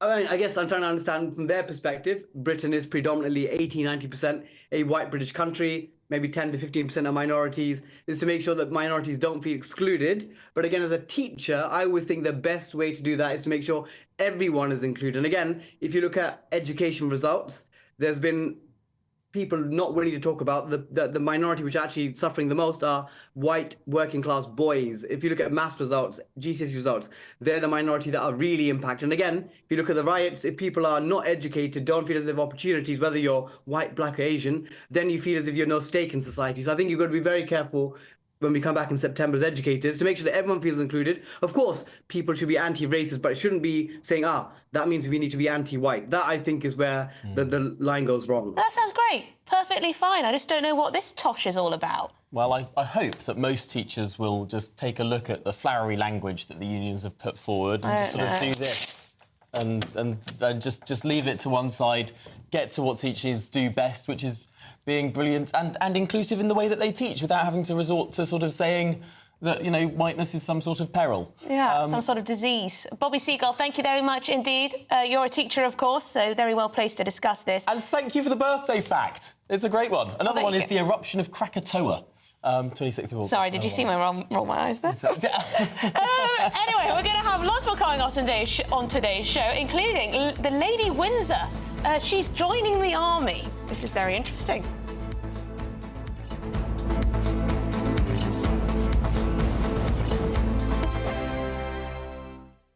Sunday with Michael Portillo from 11, only on GB News. A new exhibition at Gainsborough's house in Sudbury in Suffolk is the first to chart the artistic careers of Cedric Morris, who lived from 1889 to 1982, and Arthur Let Haynes, who lived from 1894 to 1978. They were partners in love and art for 60 years. I'm joined now by the exhibition curator, Dr. Pat Hardy. Some people will not be in the least bit familiar with these two British artists. So do you want to say a word of background about Cedric Morris and Arthur Let Haynes? About 100 artworks were left in 2017 of Cedric Morris's works. And it was felt then that an exhibition to showcase that work would be very appealing to the public. Morris's flower paintings have had a lot of traction.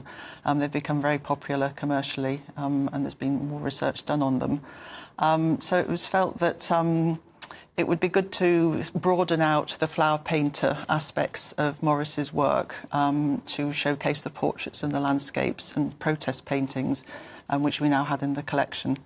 And it was also thought important that his partner, as you mentioned, for 60 years, Let Haynes, was also given some profile because he very much fell away into the shadows because he was promoting Morris's work and running the school, which was set up nearby, near Sudbury, near Gainsborough's house at Hadley, which was a very different type of art school.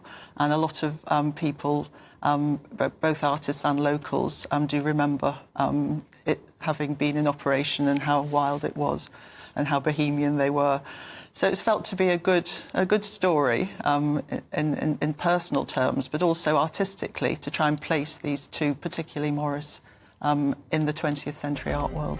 GB News, the People's Channel.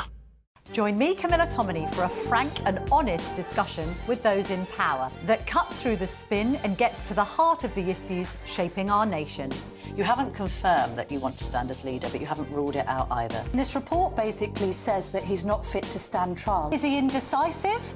Incompetent? I deliver the dose of reality Westminster needs. That's the Camilla Tominey Show at 9:30 every Sunday on GB News, the People's Channel, Britain's news channel. Welcome to State of the Nation, daily plunge into the stories shaping our country.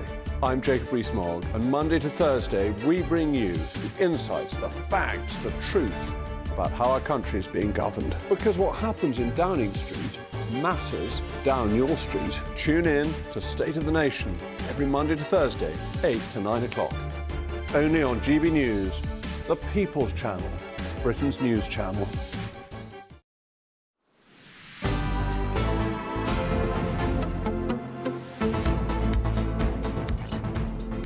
Good afternoon, Britain. It's 10 to 3.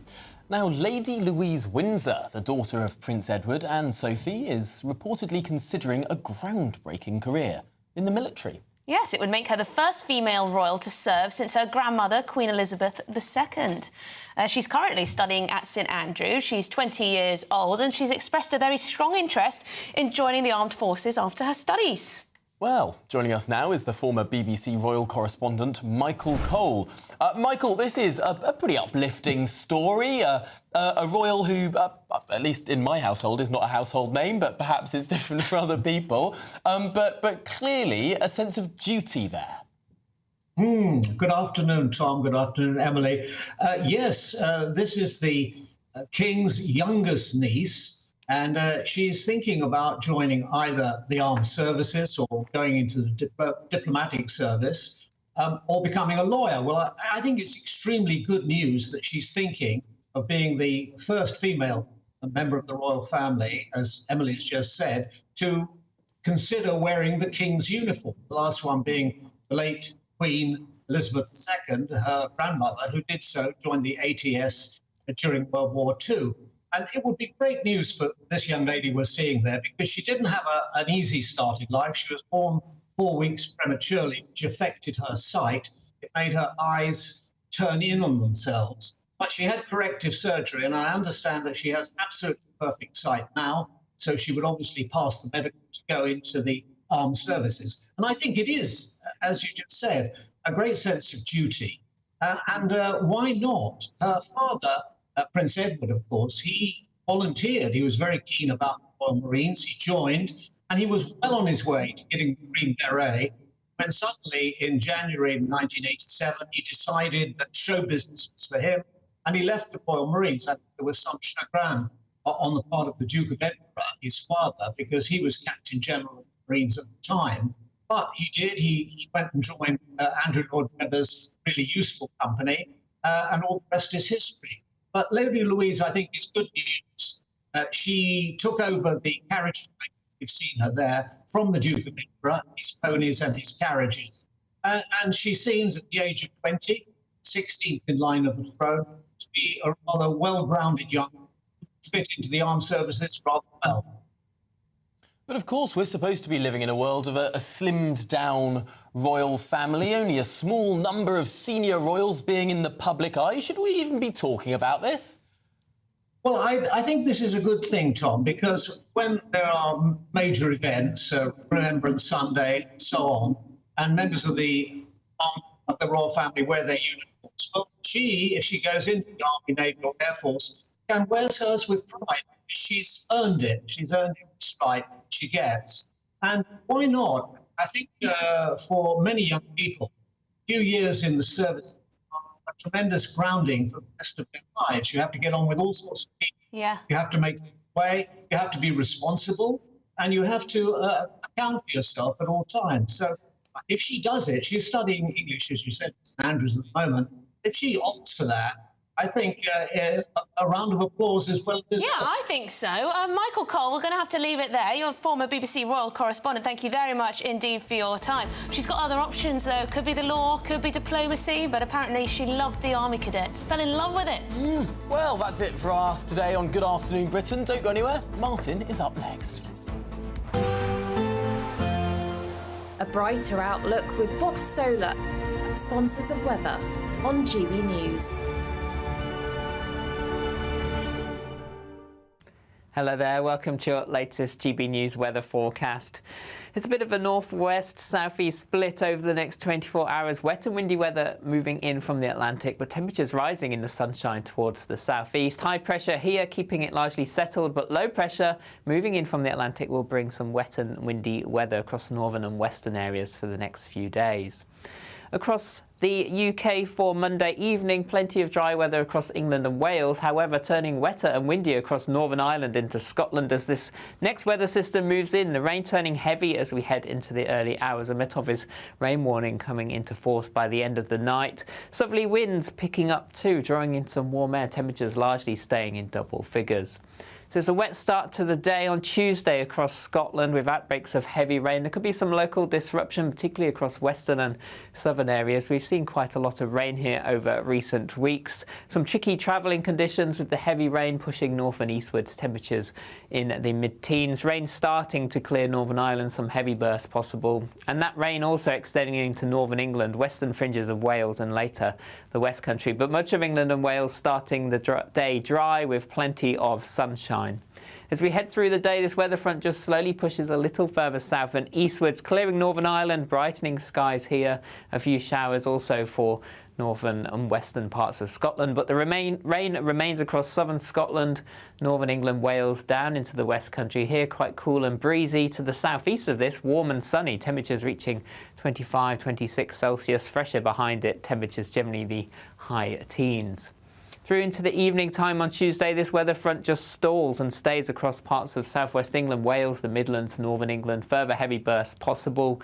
And then over the next few days, well, temperatures peak on Wednesday around 29 Celsius and then cooling as we end the week. That warm feeling inside from Boxed Boilers, sponsors of weather on GB News.